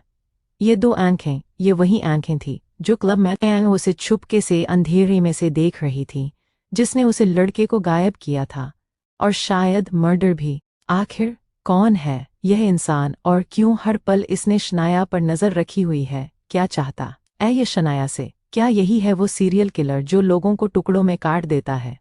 शनाया अपने फ़ोन पर बात करते हुए बोली, हाँ बेबी, मैं पार्टी से निकल आई हूँ, तुम मुझे क्लब में मिलो यहाँ, पर मेरा दिमाग खराब हो रहा है, साथ में ड्रिंक करते हैं। हाँ ठीक है, मैं बस 5 मिनट में पहुंच रही हूँ। यह बोलकर शनाया कॉल कट कर देती है और गाड़ी को क्लब की तरफ मोड़ लेती है। शनाया क्लब में पहुंचती है और उसे वहां पर बहुत सारे लोग डांस करते हैं हुए दिखाई देते हैं। अपने दोनों हाथों को जोर से हवा में उठाकर शनाया एक साइड होते हुए बोली, this is the place I want, इसे कहते हैं पार्टी। शनाया क्लब के अंदर जाती है और चारों तरफ ढूंढने लगते हैं। एक आदमी अपने 2 कदमों के साथ चलता हुआ शनाया के पीछे आता है। उसकी नजरें लगातार शनाया पर जमी हुई थी। शनाया का ध्यान चारों तरफ किसी को ढूंढने में था। वह ये देख भी नहीं पाते कि कब वह आदमी उसके बिल्कुल पीछे आकर खड़ा हो जाता है। धीरे से उस आदमी का हाथ उठाता है और इससे पहले कि वह शनाया को टच कर पाता, शनाया एकदम से पलट जाती है और घबरा जाती है। Oh my God! शनाया पीछे खड़े इंसान को देखकर एक पल के लिए घबरा गई थी। पूरब, तुमने डरा दिया मुझे, बेवकूफ, हार्ट अटैक करवाओगी क्या? पीछे पूरब खड़ा हुआ था। वह मुस्कुराकर शनाया को ऊपर से नीचे तक देखते हुए बोला, क्या बन आत है मेरी जान, आज तो बिजली गिराने वाली हो तुम, क्या जबरदस्त खूबसूरत लग रही हो यार। शनाया अपने हाथों को छाती पर क्रॉस करके अपनी आंखों को सुकोड़ते हुए बोली, क्या पहले तुम्हें मैं कभी खूबसूरत नहीं लगी? पूरब ऑकवर्डली मुस्कुराते हुए अपना सर खुजाकर बोला, नहीं ऐसी बात नहीं है, तुम हमेशा ही खूबसूरत लगती हो, पर आज तो कुछ ज्यादा ही लग रही हो। तो कैसे रही तुम्हारे मॉम डैड की वेडिंग पार्टी? शनाया अपनी आंखें रोल करते हुए बोली, याद मत दिलाओ यार, मुश्किल से बचकर निकली हूँ, चलो ड्रिंक करते हैं। वो दोनों बार बार बैठकर ड्रिंक करने लगते हैं। शनाया हाथ में शराब का गिलास लेकर स्टेज पर झूठ करना चाहिए लोगों को देख रही थी। लाइफ हो तो ऐसी कि यह जिंदगी है इन लोगों की, कैसे सब कुछ भूलकर मस्ती में कैसे झूम रहे हैं ना। शनाया की बात का जवाब देते हुए पूरब ने कहा, हाँ ये बात तो है, अच्छा सुनो ना, मेरे पास तुम्हारे लिए एक सरप्राइज है। पूरब की बात सुनकर शनाया कंफ्यूजन में उसकी तरफ देखती है। पूर्व उसका हाथ पकड़कर उसे साइड में ले जाता है। शनाया पूरब से बोली, क्या हुआ, तुम मुझे यहाँ क्यों ले आए? उसके बाद पूरब शनाया का हाथ आगे करके उसके हाथ में कुछ रख देता है, जिसे देखकर शनाया की आंखों में चमक आ जाती है।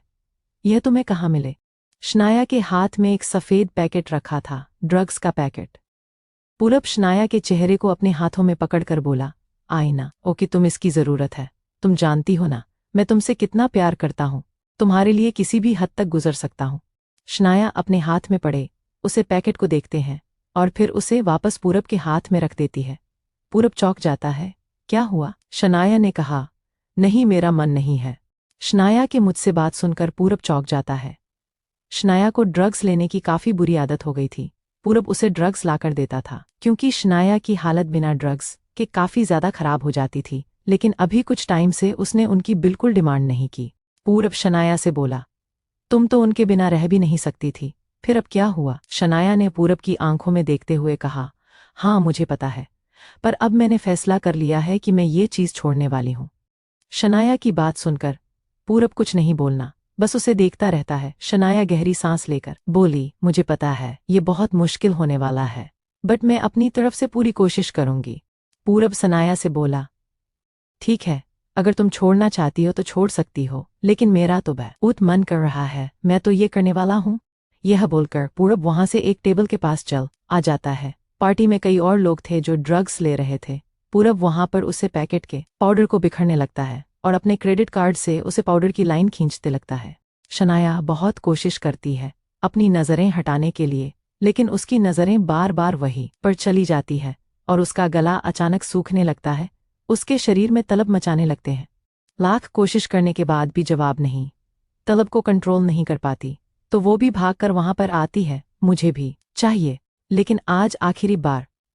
वार्निंग, शराब, सिगरेट या ड्रग्स या किसी भी प्रकार का नशा जानलेवा है। ये सिर्फ दिमाग से रची गई कहानी है, जहां मैं जहर पिलाकर भी किसी को जिंदा रख सकती हूँ और पानी पिलाकर भी मार सकती हूँ, तो इसका असल जिंदगी से कोई ताल्लुक नहीं है। ना नशा करो ना वॉर करो, करना है अगर तो प्यार करो। नशे को प्रमोट करना मेरा काम बिल्कुल नहीं है, तो इस कहानी की तरह पढ़ो असल जिंदगी में यह आदतें अपनाने के बारे में सोचना भी मत। अगर सुकून से अपनी जिंदगी को काटना चाहते हो